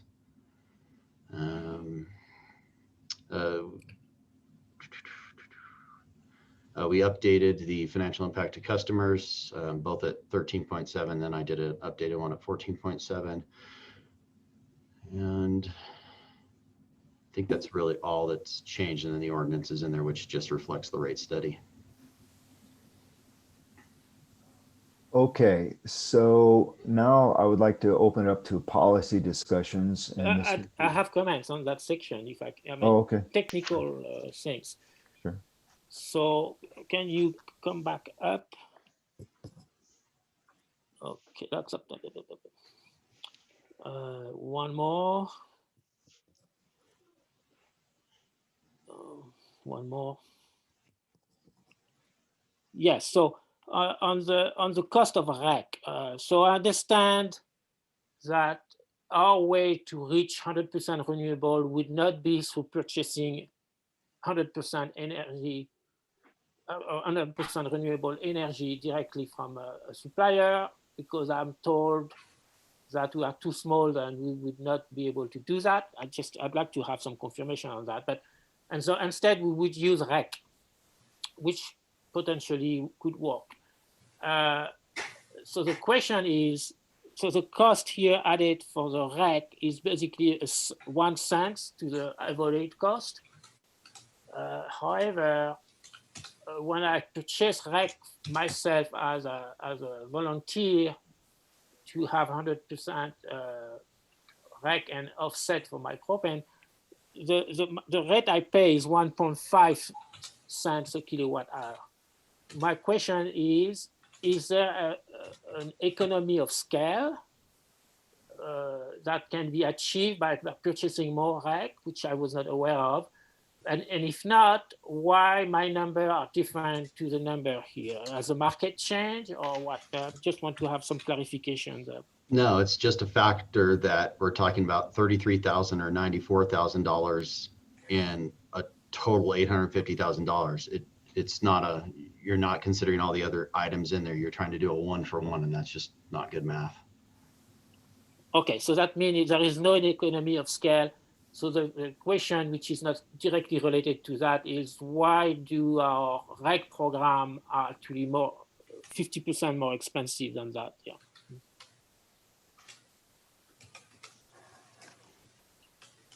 So that was one point. The next page 133 actually,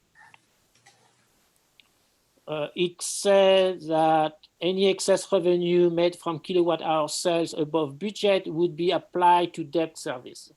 I mean, that's a choice, and I'd like to have actually a discussion at the board about whatever excess fund we collect because of the T ratio requirement. What are the policies that we have on this, and how has it been used in the past, and what policy do we have in place to use that? So there's things we can do easily, but there are things we could do other things at debt service. We could actually spend it on capital increase. For example, EV charging, which actually would generate revenue to the district, is probably an avenue of something we could do. Energy efficient. Bertrand, that's just a typo. That should say could, not would. So that takes away all that issue. So I've already corrected it, and it should have been could, not would. Okay, so that thank you for that. Yeah. So I think that's all I have on this section. Yeah. Okay. I just want to give the public one more chance to make comment on this entire thing from a point of view of questions or policy issues or I mean, we've gotten Reed's thoughts and Howard's thoughts. Anything else before I just bring it back to the board?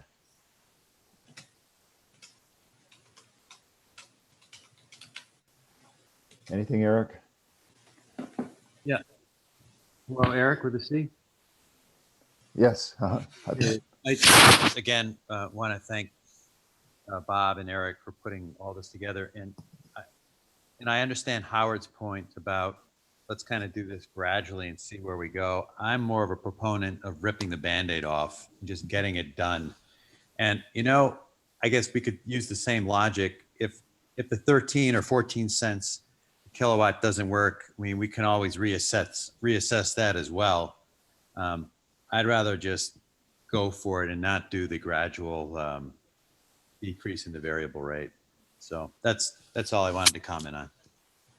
Thanks, Pat. And Howard, can I ask you to again clarify why you think the 25 cent would be better place to go? Sure. There are a number of concerns that have been raised, and I've attended some of the financial committee meetings. And so I think I understand what the whole overall objective is. But if we had a rate like 25 cents, the district, for new uses, would actually be more consistent with what was intended when the system was built, was that increases in consumption would help lower the rates for everybody.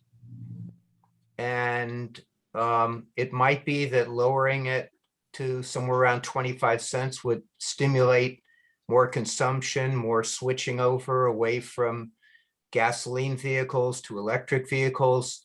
We'd have a chance to see what the impact on our electrical consumption would be of having the lower rate. And it might be then that we would say after a couple of years of this that, okay, now let's go to 20. But I just don't see the wisdom in going all the way to the avoided costs. What do you see as the danger of that? Well, for some people, I mean, there's this solar issue for one. if the rate is only cut to 25 cents a kilowatt hour, it's going to pretty much cut off, it's going to greatly reduce the incentive for new solar. But for the people who've already invested in solar, it's not going to be as much of an issue. Maybe not as much of an issue that it avoids a lawsuit, which would be a total waste of our community resources and time. Bob did a great analysis showing in the committee meeting this past week, showing how the rate change would affect him in terms of cash flow. For some people, it might be a bigger impact and a bigger surprise, but a change to only 25 cents a kilowatt hour would be even less of a notice. And frankly, I don't like ripping the Band-Aid off. I think letting people get used to the changes and then maybe start thinking in terms of, yeah, I could put a charger in my garage. And then we as a community get the benefit of people putting in more electric consuming devices in their homes. You know, the whole system was really planned out with the idea that Vail Resorts would be expanding their network of lifts. This would certainly give them incentive to start looking at that, but would not necessarily saddle them with as high. I mean, I don't know about how this is all going to shake out, and I don't think anybody does. I think they're just potential unforeseen circumstances of making such a drastic change. And by definition, they're unforeseen. In other words, we're all sitting here and trying to say how our future is going to be under a different rate schedule.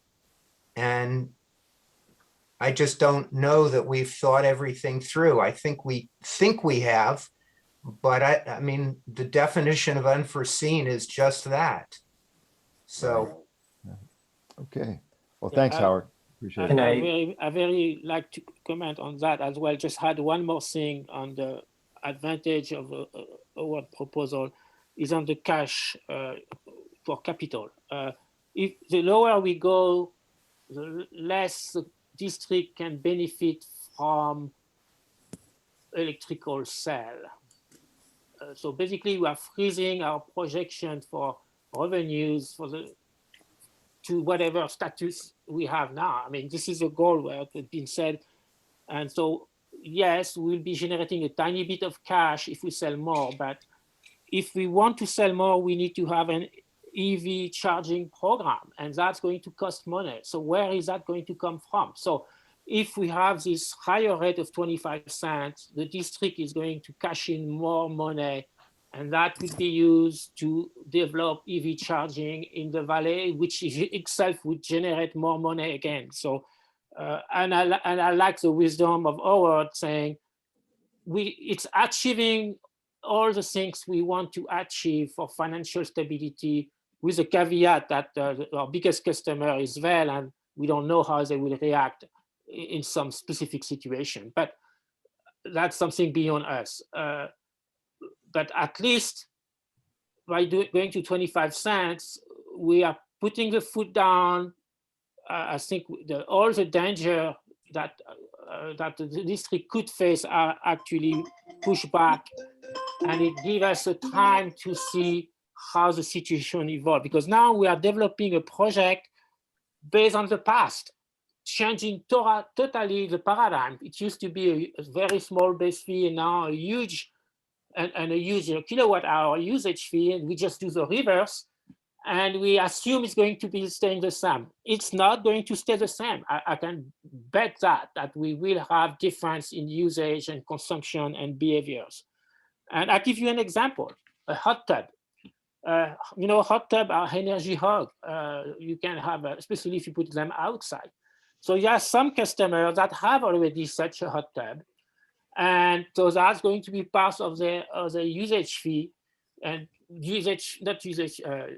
usage-based base fee, and let's say they stop using it, they would still keep paying the same high EDU for years. And similarly, some people like me, you never dare to have a hot tub because of the electrical consumption.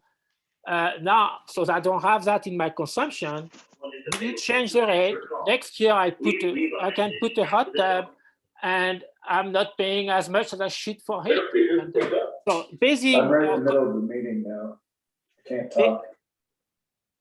basing our consumption to something in the past, which is usually not a good idea for future. In this case, being so different is to me a major problem. And what proposed Howard is change one step so we solve our immediate problem, see how it evolves, and then based on what we see, we could decide to go further. Okay. I think Pat has something to say. Yeah, and I know we really beat this to death. I just, the one benefit of a higher base rate and a lower variable rate is more predictability. More predictability for KMPUD to run its business and not be susceptible to the whims of, the economy and other matters that could impact the business. And then also as a consumer, it's more predictable what my bill will be every month. So that, I think that's a key benefit of the structure way it's proposed today. That's it. Thanks. Thank you. Okay, now I'd like to just go to the board members one by one. And John, well, Bob, why don't you may have some thoughts on what other people have said and thoughts of your own on the study. Sure. So let me say what started me on this, which I guess was almost a year ago, is the fact that if we don't have at least $650,000 of property tax available as a backstop to electricity, we will have a time when we do not meet our debt obligations, and we'll be either forced to do an emergency price adjustment on electricity. That's what started me on this process. So I'd just like to explain that at 13.7 cents, then the variable power portion of the revenue would be $929,000. That's the only dollar amount that's at risk. Now, at that rate, we'd still need $100,000 of property tax, and that's to cover the tier 1 ratio. Would it be helpful if I explain why that is, or did everybody already understand that? No, why don't you explain it? Go ahead. Okay, so there's a set of ratios we have to maintain, and we're obligated, and we've all signed on to this, to meet our loan covenants. Tier 1 ratio says basically that our gross margin has to be 5% more than our interest payments. So that works out to be, at our current interest payments, that works out to be about $90,000. So that says every calendar year, our income has to be $90,000 than our total expenses, including depreciation. So that's the target. So we currently just allocate that for property taxes. If our margins are below that, we still have to make up for it. And we do that by assigning more revenue from property taxes. In the last big drought year, 2015, that was $650,000 is what we had to do. If we only have, I'm just going to round this and say $1 million of our budget coming from generation, from sales, then if we were 25% down, and then the 100K additional for the tier ratio, that'd be $350,000. So we're sort of in the range of the $400,000 that we have available in property taxes. And even at that point, we would have to borrow from some of the other departments. I mean, some other departments would have to borrow because they wouldn't see their property tax. So at this dollar amount, we have a reasonable amount of, we have a good amount of protection and could handle a 25% shortfall. The biggest shortfall we've ever had is 15%. If we looked at 25 cents, you double all of that, and we would have much less, we'd have a much, much smaller safety net. So that's my number one concern, is the safety net. When I originally started this, I thought 25 cent was kind of where the safety net was comfortable. However, it's a much smaller comfort amount, and at that rate, we would not have survived 2015. In addition, if we look at this last calendar year, if Russ had not given us relief for that and all other borrowers, we'd be in a world of hurt. And we'd be in a world of hurt already. So the idea that we survived this last pandemic, we survived because the government relieved us of our obligation, not because we were brilliant. Because the shortfall occurred in the calendar year 2020. It didn't occur in the fiscal year 2021. We have to be serious about that. And I don't think 25 cents gives us enough safety net. So that's my first point. The second thing is, I've spent 5 years looking at heat pumps, and I do not believe that 25 cents is compelling to put in a heat pump. I think it's plausible if you're willing to absorb all the capital costs, or if you're making the transition at a time when you need to replace the unit anyway. It does not include the capital cost. I think it's the marginal thing. I think it's saying it might break even, and not everyone can use a heat pump. In some cases, it needs to be resistive.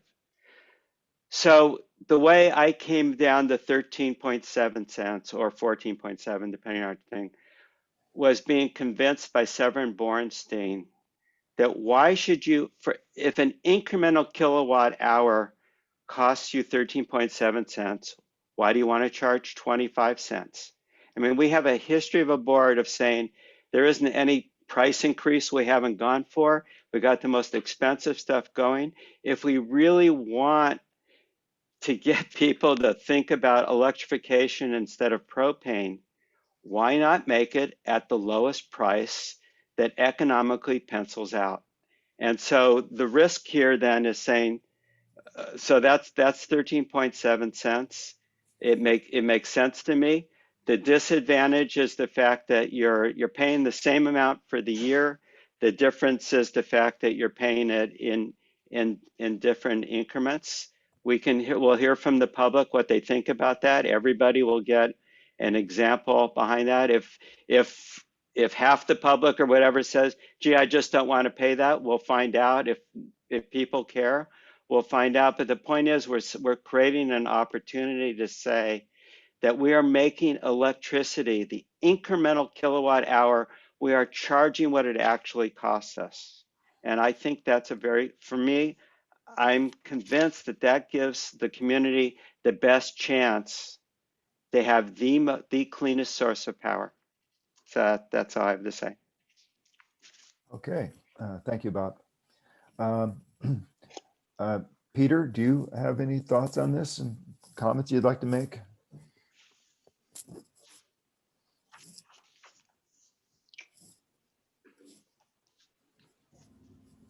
Peter, you need to unmute.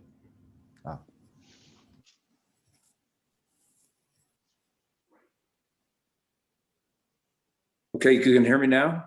Yeah, we can hear you now, Peter. Thanks.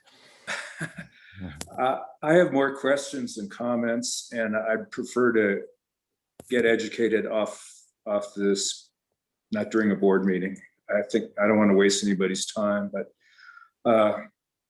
it's a complicated issue, and the more I get involved with it, the less certain I am. Okay. So you'll talk to Bob or Eric or Exactly. to get your questions answered. Okay, John, your thoughts? Just briefly, no, you won't talk to Bob because that'd be a Brown Act violation. Yes, you're right. Right. So if it's something on the Bob end, you should probably ask it now. And if it's something you think I can answer, then or Brandy can answer. I'll talk to you or Brandy. Okay. And if you want to swing by, we can do that too. Yeah, easier. Definitely. All right, give us a call Monday and we'll set something up. Thanks, Peter. Okay, John, thoughts? Yeah, I've had fewer questions just because as part of the finance committee, I've read through this and looked at it now in depth. I have nowhere near Bob's expertise in this area or depth, but I have spent a lot of time on it. And I agree with a lot of the comments that were said already that there has been a tremendous amount of work and effort and by Eric and Bob on this, and it's very well thought through, and also tapping on the network of expertise like Severin. I'd probably reinforce Bob's concerns about loan covenants. I mean, we're very fortunate to have been able to get that amount of capital for very, very favorable interest rates. And we can't take that for granted, and covenants have teeth. And I don't think PUD would want to go through an emergency situation to try to resolve a violation of those covenants. So I think that is a extremely important issue. And hopefully we can make that open to the public, because people who haven't done debt-based financing might not understand how sharp the teeth are in those types of covenants. I like that it frees up the use of our property tax. I actually think it's a benefit that it smooths out our billing to our ratepayers over the year, which I think benefits the PUD and also benefits our customers as well. It encourages electrification in the valley. And, I've heard some of the discussion about, our heat pumps ready for prime time in Kirkwood, and I don't think we have a lot of experience there. On the other hand, if you look at the engineering and development of heat pumps, I think in the future they will be appropriate in many situations in Kirkwood. And so why would we not remove a barrier to adoption now? I mean, why wouldn't we encourage the development of technologies like heat pumps by preparing our rate structures to be attractive for those types of innovations? So I don't understand the logic to say wait until the market develops before you'd address the economic barrier. I think it kind of works the opposite way. If you reduce the economic barrier, it becomes more attractive to those companies that are producing those types of devices. I think communications is going to be very, very key to this. I don't think it's intuitive at first blush. So I think we have to do a really careful job of communications to the public. And I think it came up in this meeting earlier about the existing 9 solar customers. And I do think we need to make sure that they're treated fairly. On the one hand, we have no obligation to guarantee a particular rate that would impact the economics of the solar installation. On the other hand, I think it's fair because they made the decision to do those installations at a much higher price per kilowatt. And so I think there is something to be resolved there to make sure they're treated fairly. Overall, I think this is something we should move forward on, despite having unknowns and unforeseen potential outcomes. I think it certainly resolves some serious issues that are in front of us with our current rate structure. So that's my opinion. Yeah, thanks, John. Bertrand, do you have anything? Yes, I do. So there's 2 types of comments. Some are high level, conceptual, and some are detailed. So on the high level, I do appreciate, clearly here, just to frame the debate, I think I've not heard anyone opposing the change of rate structure. It's just the magnitude of it. So how low should we go and how fast should we go there? And that's just to make sure we understand. So yes, it's going to be better to lower the kilowatt hour usage fee. The question is how far should we go and how do we implement that? So one of my biggest concern is on the capital side. There is a bunch of questions that we are going to have to solve in the coming year. And we are, by putting ourselves at the lowest cost possible on the kilowatt, on the usage fee, we basically are not going to benefit, the district is not going to benefit from the excess consumption that's going to be created by this plan. I'm ready to bet, I'm not a bettor, but this time, the first time I would say that you will see an increase in consumption after we lower the rate. I don't know who wants to take that bet. Call me. I'll split. Yeah, I'll share it with you.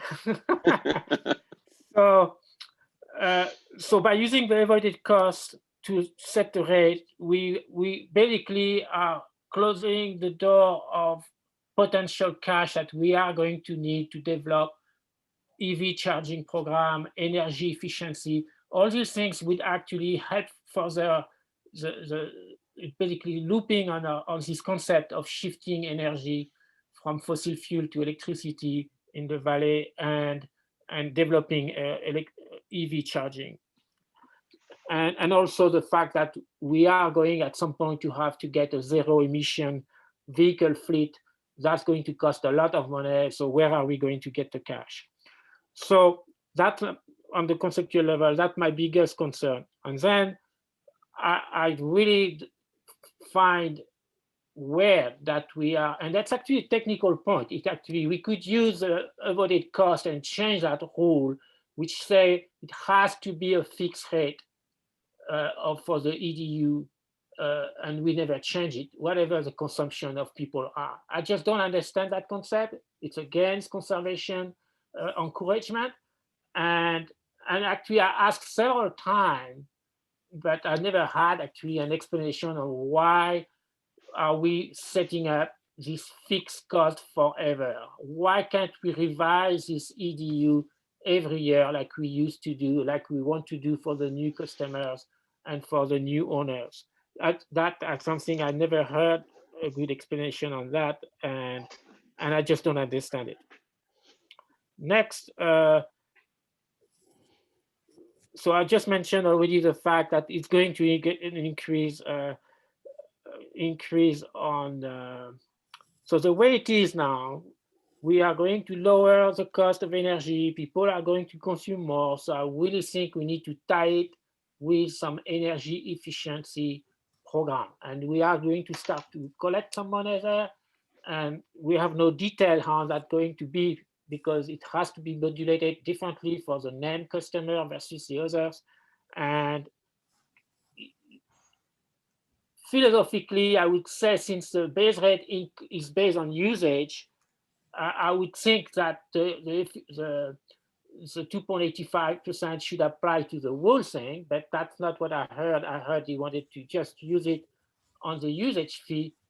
And I think that's certainly not cheating, because we have a huge leeway in how we want to do that, but it's certainly not in the spirit of what this should be. And again, pose the question of named customer. NEM is not something we can choose. We have to obey for it. It's actually under negotiation for NEM 3. By the end of the year or early next year, there'll be new possibilities. There are actually a whole section on how the NEM solar people are basically being subsidized by the community, which I think is wrong. It doesn't belong there. It should be focused at NEM 3. It actually changed nothing on our calculation for this rate, and I just don't understand why it's here, except maybe to create some animosity against NEM users. It's unfair to change the rule of the game. For example, myself as a NEM user, I always assumed I could consume my energy anytime because the grid was my storage thing.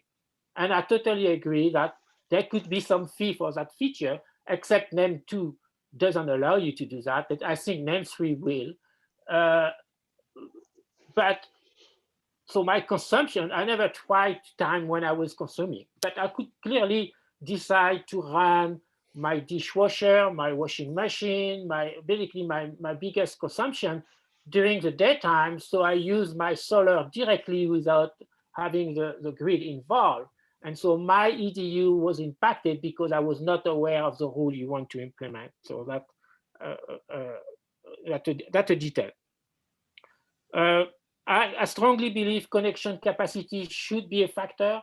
I don't understand why the district do not have an inventory of all its connection and its capacities. I think we need that.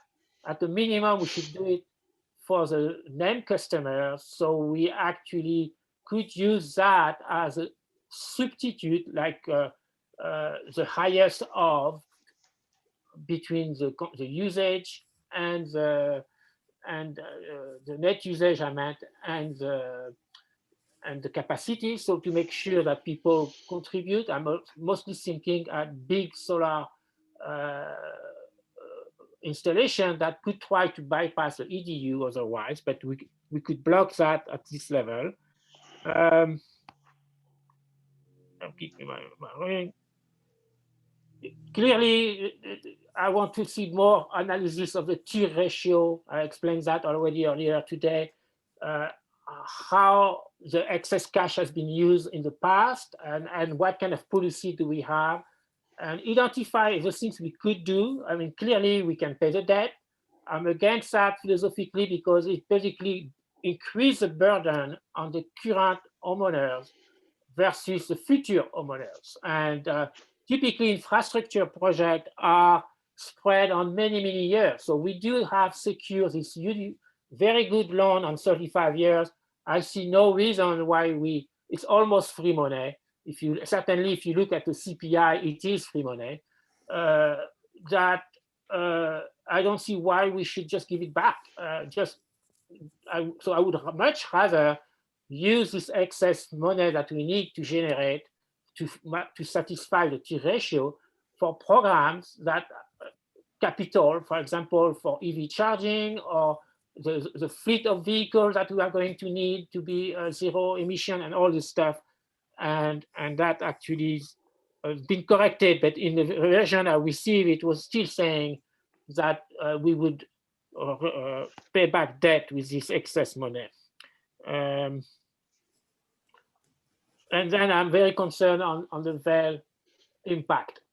Actually, we should think VEL has not invested any money in infrastructure in the valley, unfortunately. But what we should think before we set up a rate is what structure is going to spur them to actually see if we make it cheaper for them to run lift, consume more electricity, maybe they will start developing some stuff. So I think that equation has not been at all looked at. We assume it's going to stay the same. We know it's not true for people, and it's unpredictable for VEL because it's so dependent of the snow conditions. So I don't understand we are stuck on there. But that's back again, that would be definitively a case where 5 years would make more sense because we are relying on more different snow year for the EDU, at least for the commercial, yeah. Okay, so then detail. So I already said that NEM is not optional. I have a question on the cost of diesel. In that study, it shows that it costs $103,000, $350 of diesel for the audited year of 1920. And I compare that to the 409,000 that was for the purchase of our power. And so maybe I missed something here, but I found staggering that we pay 20% on diesel, while diesel, I just asked that question yesterday, and I got the answer. We only generate 1/60th of electricity through diesel. So I'm shocked, and I really think that we need to look much harder look at electrical storage and what kind of capital it needs to get into that. So we actually solve this wasteful usage of money, also reduce emission in the valley. And I'd like that to be in that study. So that's why I like the 25-cent proposal of Howard is we acknowledge the need to move on that, and we are getting there. And then we can look at all this other issue, EV charging, electrical storage, zero emission fleet vehicle, and other things that so we actually can decide to move further down if that's warranted. And the fact is, yes, we got a little push this year on the tax break with the complication of calendar year and fiscal year, but because we didn't have to meet the T ratio during the pandemic. But the fact is, the district has been able to pay his bill up to now, and actually all these consideration that we have now were true 6 years ago, and I'm just find bizarre that we had such a high rate at the beginning to start with. So back to my little details now. How much more, Bertrand? A few, I'm almost there. Okay, so, thanks. EV charging, I mentioned that 3 years versus 5 years. I think because of the difference of snow years and the impact on commercial activities, we should actually think at 5 years. The 5 years solar ROI is totally arbitrary and totally disconnected from reality. And I think that needs to be revised. Actually, I think we should use net metering for the base fee. And I really want to have some lawyer opinion on that. I have a quick question on the GNA.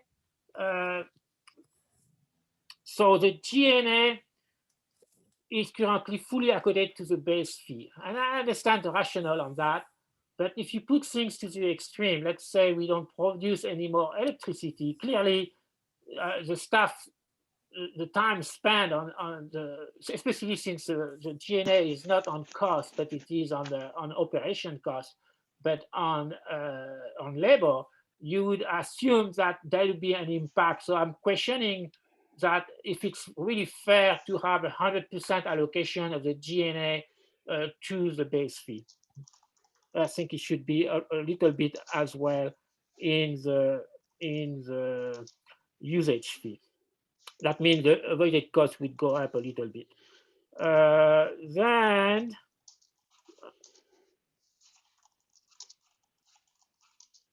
yeah, I think that detail. I think the last thing I want to add is the concept of time of use. That's also something we need to start thinking about. It has multiple benefits. First, it's going to give a tool for the district to actually control the distribution load, and which could be an issue when there is actually when the ski lift runs. And the concern is if we have too much load coming from EV charging, we need to incentivize basically people to charge at time when the lifts are not running. So that's one thing. On the other hand, now not for REC emission, which are more a legal angle, but to actually truly benefit the planet and reduce our dioxide of carbon emission, we should encourage consumption of electricity during the sun hours, because if you look at the curve of the California emissions, I mean, they drop dramatically during the day. So at least during the summertime, I think having a time of use that would reduce the cost of electricity during the day should be considered. Then there is a philosophical point of should a cabin of 7,000 square foot pay basically have, it's a factor of let's say 3 or 4 between that and a small studio through that current system where people only have maybe 20 times less. I think that's very regressive. And I wish we had actually a little more concern on that front that obviously we have not tackled at all. So that's basically, I could dig more, have more, but so my bottom line is, I think we need more time to assess the capital situation, to see which program we want to develop, and doing all this stuff so we can, before we go all the way to the avoided cost. And that's why I support our proposal to go to 25 cents for a couple of years while we still do our homework. Yes, there's a lot of work that's been done, but clearly we have not tackled all the issues, and some of them require capital, and that should affect our electrical rate. Okay, thanks. Let's see, my turn. First, I just want to reiterate my understanding that the purpose of this study, the whole purpose of this effort really is to make sure we're financially stable in our electric utility, that we can meet our loan obligations, and so on. So that's the primary purpose. It can have the beneficial impact of decreasing use of propane or preventing the increased use of propane. I can understand some of the benefits of the 25 or 27 cents that was analyzed in an earlier time. And I can understand what Bertrand is saying about taking advantage of increased usage of electricity. One thing that sticks in my mind, though, is if we choose, and we haven't studied this yet, but if we choose to say no new connections and new subdivisions, then what I struggle with is what's the ethical answer here, which is obviously a personal judgment. But do I say to somebody, no, you can't use propane, but you have to pay X for electricity, and I would feel better about that at 13 or 14 or 15 cents than I would be at 25. I do see some advantages of the 25, however. I do agree that the solar, for existing solar customers, I'd be much more comfortable at a 7-year time frame rather than a 4-year time frame.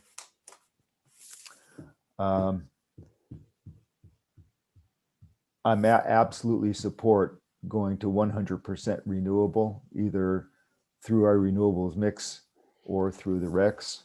I think that's to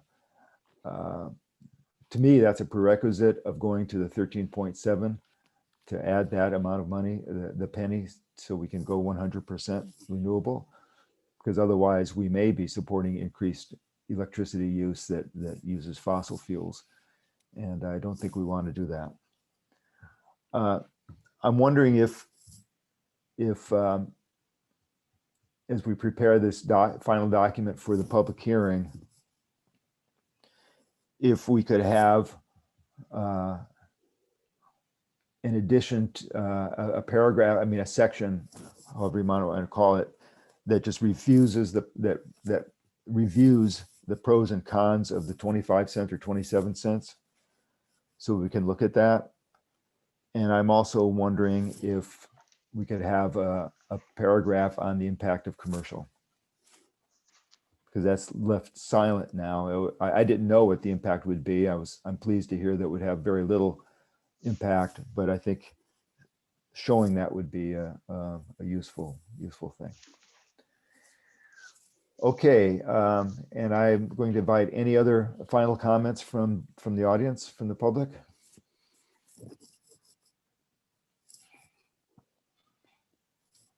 Hey, Eric, this is Doug Mitarotonda. Oh, hi, Doug. Hey there. I just had a quick clarification question. I've heard the 25 cents mentioned a few times. Can someone clarify if the position on that is to, because I mean, Bob, correct me if I'm wrong, but that would adjust the base rate on the fixed cost. So because it's supposed to be revenue neutral. So is the proposal to say, you know, the price of the fixed base rate would be coming off of the 13.7 and then adding 12% margin to fund additional programming, or is it to readjust everything that would be basically revenue neutral at 25 cents?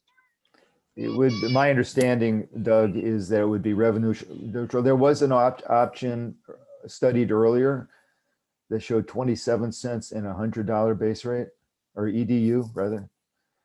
That's what I'm talking about, is just showing that option. The work has already been done on it. I think what Bertrand is saying is that additional revenue beyond, if we sell more than 6.8 million, 6.8 megawatt hours, then we generate additional cash. And if it's at 25 cents, it's going to generate more cash than it would if it were at 13 cents or 14 cents. But at this point, at 6.8, it'd be revenue neutral. That's my understanding. Yeah, that's my understanding as well. But I just want to make sure I was understanding the difference between the fixed rate changing and then 12 cents a kilowatt for every kilowatt hour, or just kilowatt hours over the 6.8 million. That was what I wanted to get a clarification on. Thank you. Okay, anyone else from the public would like to say anything more on this? Eric, where do you want to go from here? Is this, do you want some direction about what, if we should add anything to this, change anything to this? Eric, Yes. Eric, this is Bob. Can I offer a couple of clarifications from questions that came up? Yeah. So first of all, a megawatt hour, to get renewables per megawatt hour, it's $15 per megawatt hour. Mm-hmm. And that's what we charge. That's the same dollar amount, whether it's in this or in the participation program. I think the reason why you might have come up with 1.5 cents is because 1/3 of it's already covered by the district. So you're just getting 2/3 of that amount, and 2/3 of 15, you know, is $10, and that's why it's a penny per kilowatt. So then it's the same math either way, but you're only covering the incremental amount. Right. The other thing I wanted to say, I spent a lot of time looking at, is there capital accumulation from the usage rate? And it's so slow that it really doesn't change much of anything. So, you know, if we got a megawatt, you know, an additional megawatt of usage, I mean, that would be a huge change. And if you charge an extra 12 cents, that's $120,000. So if we need capital, getting it from the usage, it just accumulates so slowly that it has a very small, it has kind of a small effect. If we need capital for stuff, you know, it's just not gonna, there just isn't that much in the usage. It's just a small amount. So I just wanted to mention that area. We've had zero excess cash in the past. It's never occurred. The only thing we've done is reduce the amount of property tax that we needed. So we have never budgeted to actually have extra cash from electric. We've only budgeted the amount of property tax that we've borrowed. So that's, I just wanted to clarify those.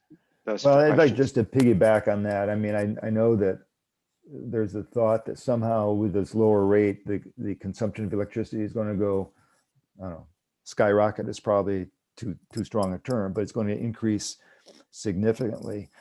I do think there will be some increase, but I don't think people will really change their patterns of use that much. Where the increase will come from is from new construction using electricity rather than propane. Right here. And I don't think that that's a bad thing. I mean, I think that, I assume that everybody thinks that that's a good thing. This is a big deal. Well, Howard, you need to go on mute. Yes, or So- people converting. I mean, I did the thought experiment. What if everybody who's currently using propane switched to electricity? And that'd be twice as much usage as we currently do for everything. So there's more energy consumption. There's twice as much energy consumption currently in propane than there is in all of electricity. Yeah, I just So, don't, I mean, I'm it's just not getting- going to happen right away, but you need to Yeah. have a least price to get people to want to act. Yeah, I mean, so for myself, for example, I'm not going to go in and change out to some electric heating system because of this price change. And that probably wouldn't happen. I mean, I don't know if it would ever happen. I would change my clothes dryer from gas to electric, but that's not going to cause a skyrocket or you know, a significant increase in electric consumption. I just think that, you know, I remember when Vail bought the resort, everybody thought, oh, wow, we're going to have a lot of development. You know, people get very optimistic about these things, and I just don't think it's going to happen as much as maybe people have in mind. So anyway. To answer your Okay, question, Eric. Eric, yes, yes. Yeah, so to answer your question, so could we add the analysis to the 25 cents? Yes, we could. And could we add? What I'm referring to there is the work that was already done. Yeah, the thing is, we've changed things now with the rolling average for customers with less than 3 years usage. So things have changed. So I'll have to rerun it. It's not an exorbitant amount of work. I mean, quite frankly, it could be done by Monday. Okay. I could work on it this weekend and have it ready to go out Monday. So yes, that can definitely be added, no problem. And can I add an analysis of the impact of commercial? Absolutely. I can do that with similar to the table. And I think this is what you're looking for, but tell me if I'm wrong. Similar to, no, not that table. That table here. You probably want something similar to that. I'm not, the table on page, I'm seeing page 1. Oh, there we go. There we go. There we go. There we go. Yes. So yes, I can prepare. I can absolutely prepare a paragraph with that information. Yes, that would be great. And so, but in order for this to move forward, you know, or if we're not going to move forward, that's fine too. But to move forward, it would just basically someone would need to make a motion to accept the rate study with the addition of these 2 items, and then that would start the clock, and then we would have it at the rate hearing. Yeah. Well, I mean, what I've heard is the two big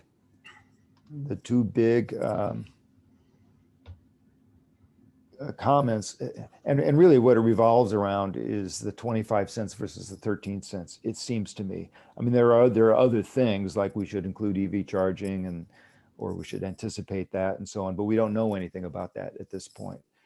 And but I think what people are saying is at 25 cents, it gives time to do other things before we might drop it lower to say the avoided cost. So I think that, you know, there's a phasing issue, but the 25 cent analysis kind of addresses that as well, it seems to me. So it seems to me the important thing is to include the 25 cent piece in here. Eric, the only thing that I would need clarification on, and when I say 25, I really mean the 27 or whatever it is that. No, I'll run it at the arbitrary, picked out of the air 25. That's fine.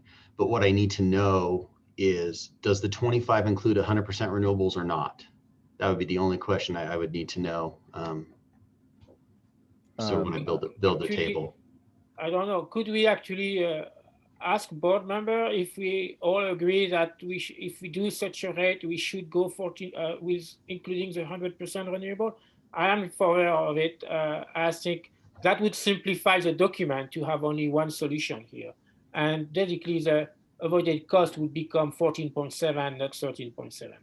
Well, I would want that to be part of the public hearing though, because it's, okay. Again, yes, I mean, I would love to do that, Bertrand, but I think we've got to have it in the study for the purpose of the public hearing. Sure. But I think that personally, Eric, I would say yes. I mean, for the 25 cents would include the 100% solar. Is that? I agree. Okay. Other board members agree or with that? Well, I personally am in favor with going with 100% renewables, but I do think we've got a large part of the customer base that's very cost sensitive. So I think that has to be something we want to hear from the public in the public hearing. Oh, yeah, but I'm just saying in the study itself. Okay. Okay. Yeah, that's what that is. We would say this isn't 100% and it's, includes the ones. It's just for me when I write it, honestly, to say an analysis of 25 cents an hour, and we'll figure out what the base rate is that goes with that. It includes 100% renewables. That's since it's a, an arbitrary number. I just want to know if that's included or not, so I can include it in the description. So the only other thing, again, is the 7-year period of time for solar. I mean, I did talk with one of Kirkwood's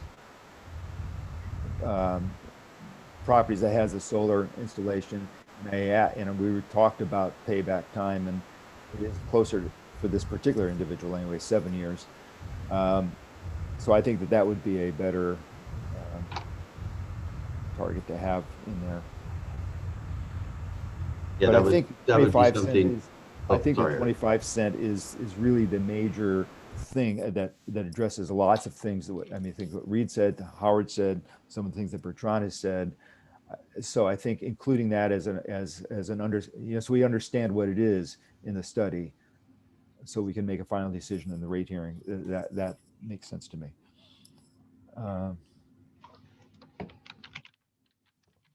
Okay, so if we have those two aspects included in the study, added to the study, the 25 cent analysis and the impact on commercial, then is this study approved for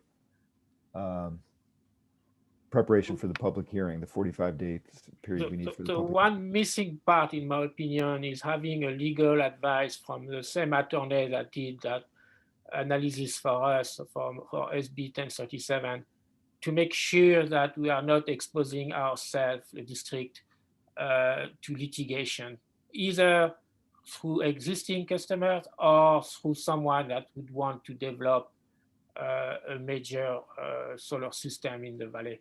So I really think we need to cross our T's and dot our I on that to make sure and have a legal confirmation that this scheme that is proposed is not violating the current NM net NEM agreement. We are doing that. Great. But it's not part of the rate study, but yes, we are doing that. Eric? Yeah. I don't know who that. Oh, that's Bob. Oh, hey, Bob. Yeah, you changed your voice with the headset gone. The headset ran out of batteries. I thought we'd be done by now. I didn't. Yeah, really? That's a fantasy. Yeah. Eric, I would like to propose that the rate study be on June 12th. The rate hearing. The rate hearing be on June 12th. Is that 45 days? We don't have to do 45 days. It's not 45 days, but if one of our considerations is to have this go into effect on July 1st, I just think that puts impossible pressure on certain people to not know until the 26th whether we're doing it or not. Well, June 12th is fine with me. We just talked about the 45 days. I know that's not a requirement. So this would give about 30 days, right? From the time we let it go out. It would give about 30 days, but it would be certainly be more current. I can support that. I think since we don't have to go through 218, I would support 30 days instead of 45. Yeah. Okay. That's fine. That's fine. Okay. Well, I would like to. So just to repeat back what I've heard as the makings of a motion again, and Jess did laugh when I said she was going to kill me until I clarified when she was listening to the last meeting. Yeah. Just to clarify what I heard, kind of consensus built in as a motion is that one, I'm going to add the USDA loan covenants as an appendix to the rate study. just because, so it's there for people to read it if they want to understand what the tier ratios mean. We are going to perform an analysis at 25 cents a kilowatt hour, which includes 100% RECs. We're going to include an analysis of impacts to commercial. We're going to modify the solar payback period to 7 years. Those are the only changes I heard to the rate study. Did I miss any? At least the ones that had consensus. Yeah, I think that that's right. Okay. And So the customer letters will go out with the 13.7, I assume, or the 14.7. It's impossible to put both in. So I do the Right. analysis at 13.7. Then I mentioned we're also considering Yes. 14.7, and hopefully people can figure out that a penny times their Right. usage. Right. And then we'll hear from people if the So I still never received an explanation. Why do we have to go to fix EDUs? well, If you, well, because the board voted and agreed on it earlier as the methodology we were going to pursue. Yeah. I mean, we that's looked what- at the other ways, and this was a motion. We don't need to revisit history. I mean, this certainly but just to clarify, Can I I mean, it's just- because the other way is otherwise it's just another usage rate in disguise, exactly. and we didn't want to. We're not lowering the cost of electricity. We're saying the first 6.8 million kilowatt hours cost as exorbitant as they always have, but the next kilowatt hour is inexpensive. That's what we're trying to accomplish. Yeah, I don't see why recomputing EDUs every year like we used to would change that. Because that says any new consumption due is just going to make your base rate higher. It's just a trick to get you to use more electricity and then get a year's break until you have to pay for it. Yeah, Yeah, but on and the other hand, we did decide on that when we said we wanted to go with the avoided cost methodology. So let's move on with that. And so I'd like to entertain a motion to accept this rate study with the changes that Eric has just articulated for preparation for public hearing. Does anyone want to make that motion? Yeah, Schroeder, motion. Is there a second to that motion? Says Bob, I'll second. Okay, Peter, roll call, please. Rickert, Aye. Epstein, Aye. Perot, I Schroeder, Aye. Thornburg, aye. It's unanimous. And I just want to clarify that this does not set the rates. This sets the study to be considered in a public hearing, so that we can decide on the rates. Right. Okay. The you. only other loop to close, Eric, would be, is June 12th the date we're going to have the rate hearing? Because I need to publish in the Yes. newspaper and things like that. The answer is yes, if we don't need the 45 days. And I just changed my flight so I could be back for the 26th. Well, do you want it on the 26th to make? No, I don't want to stress out Bob anymore. So no, or Kelly. So you'll also send out, make sure that board members can attend on that day. Just time of day is important. At least I've got another important event that day on the 12th. Which day is that, Be the John? normal board meeting The June 12th will be just a normal board meeting. at 8. Oh, okay, fine. We'll do the public, we'll open the board meeting as per normal. And then we'll probably, we need a time determinative because we do have to advertise in the paper. So since we have budget in there as well, I would assume we do the rate hearing first because it affects budget. And then the budget would follow that. Okay. So probably like 8:15 or 8:10, something like that. Yes. Does that work for you, Eric? It does. Okay. Okay. Thanks, everybody, for a big discussion. Let's move on to item 10, General Manager's Report. Everybody want to skip? I'm happy to skip. Sure. Well, there are a couple of things I'll talk about quickly. I mean, we've actually, I think we covered almost everything. So I'll be very fast. We already covered water modeling under capital. We talked about the wastewater treatment plant NEPA and the schedule of that under capital. So that's great. Those are done. I will be attending the Aqua board meeting this next week, along with their virtual conference live from Israel. So that'll be fun. And then one other thing that's coming is a salt control plan. We discussed this at operations. Basically, the state is requiring all water districts within the various state regions to participate in one of two ways. Develop a study of how our use of leach fields and use of leach fields up here in Kirkwood influences the salt in the Delta.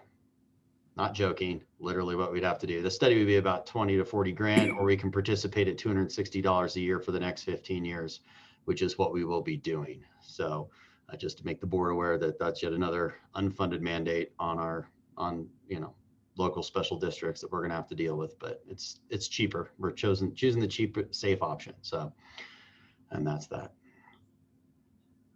Okay, thank you. Operations report. Yeah, briefly, with appreciation of board's direction with the capital plan, staff is working on their summer project list. We've been having several meetings. Brandy's been doing a great job keeping everything organized and together. And then for administrative, working with Kelly and her staff to develop standard answers to most commonly asked questions for office staff, but also will include, obviously, how to answer questions in regards to the rate study and the proposed or the June 12th meeting that's coming as well. Thanks, Rick. Okay, standing committee reports. Finance. We covered everything. Planning.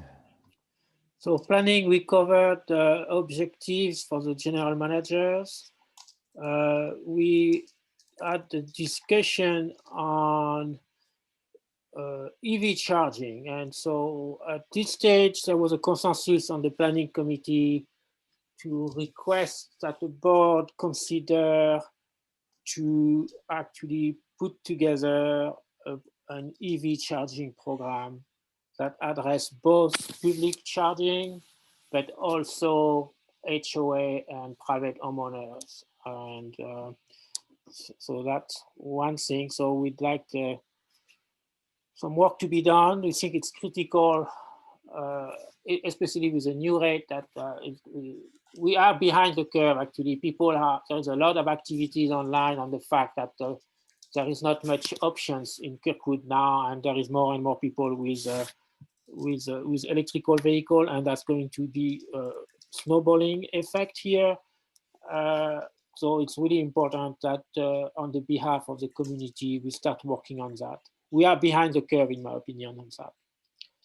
Energy efficiency initiative, the planning committee recommend to the board to have an energy efficiency program to be devised using the 2.85% fund that will be collected. And the general manager has a goal to have whatever ready for June 2022. And then we had a quick discussion because we ran out of time, but we'll come back on that for fossil fuel shifting and district reduction of carbon footprint. That should include propane efficiency versus electrical for heating, heat pumps, potentially try to help some test site to see how well this is actually working. Electrical storage for backup instead of using diesel generation, zero emission vehicle requirement for POUs, timeline and planning. And the last thing is the time of use of plan to actually be able to have a control to help incentivize the distribution loads and also our CO2 emission. So the one thing that I didn't mention is we have an obligation by law to have a plan and to report annually on our progress. And we have not discussed much on that yet, but this will come in the future back to the board as well. Okay.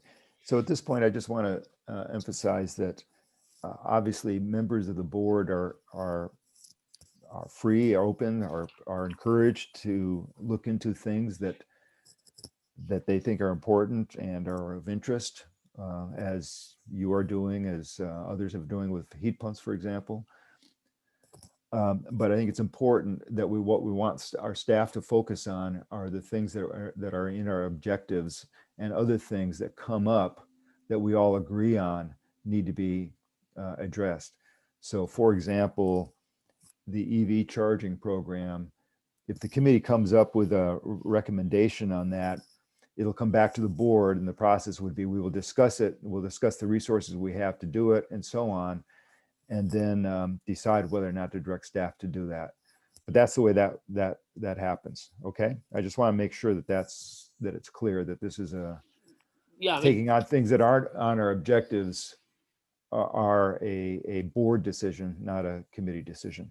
That is correct. So, although what the committees do on their own is great, like the research into heat pumps, for example. I mean, in here, it's all investigation. The only part that the planning committee thinks we should start moving is on electrical charging, EV charging. And Yes. so that would mean that at some point operation, I would guess, would be the place to start looking Well, at what I would look for from the planning committee is, what do you mean by that? Does it mean acquiring land to install chargers? Does it mean financial incentives for homeowners to install chargers?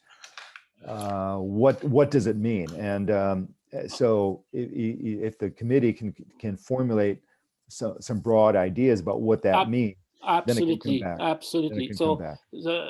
that's basically a feedback that actually we could get from the board today is, yes, please develop ideas, and I'm totally comfortable with that. Yeah. Okay, good, thank you. Yeah.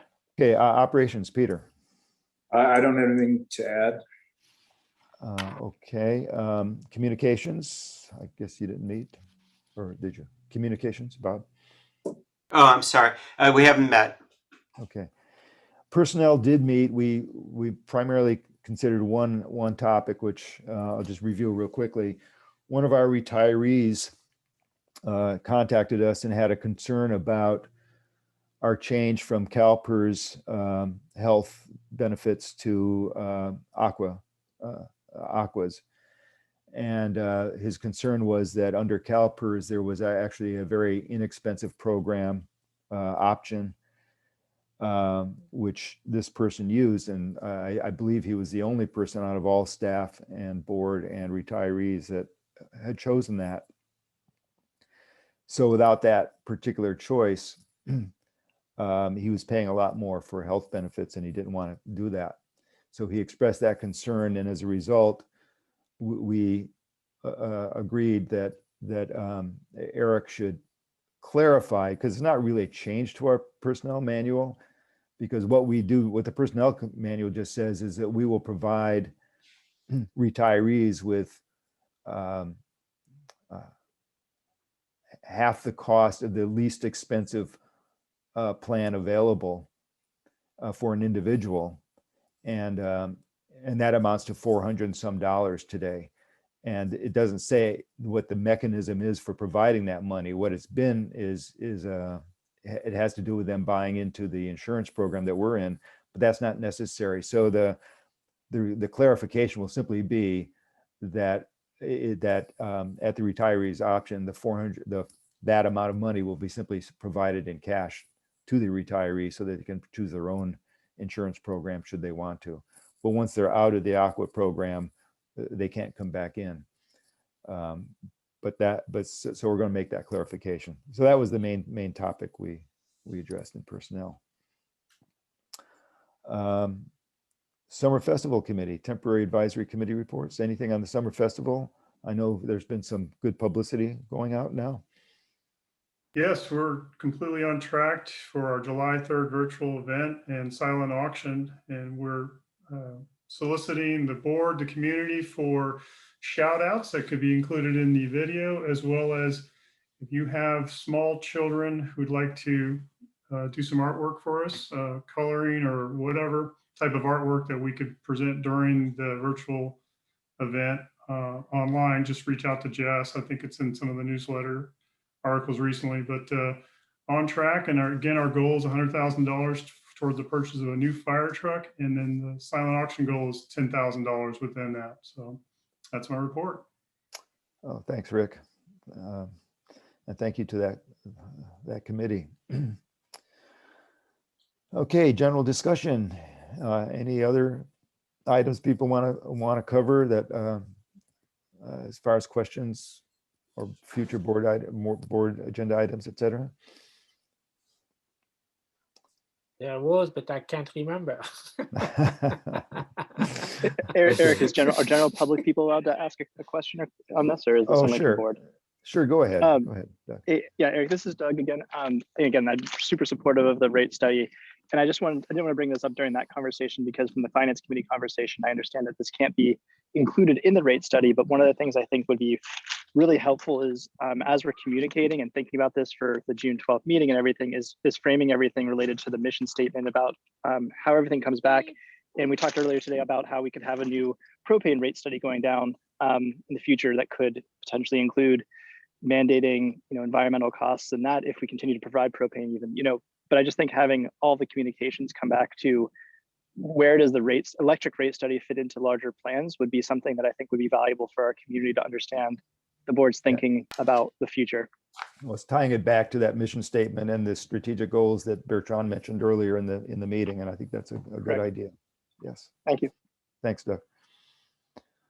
Okay.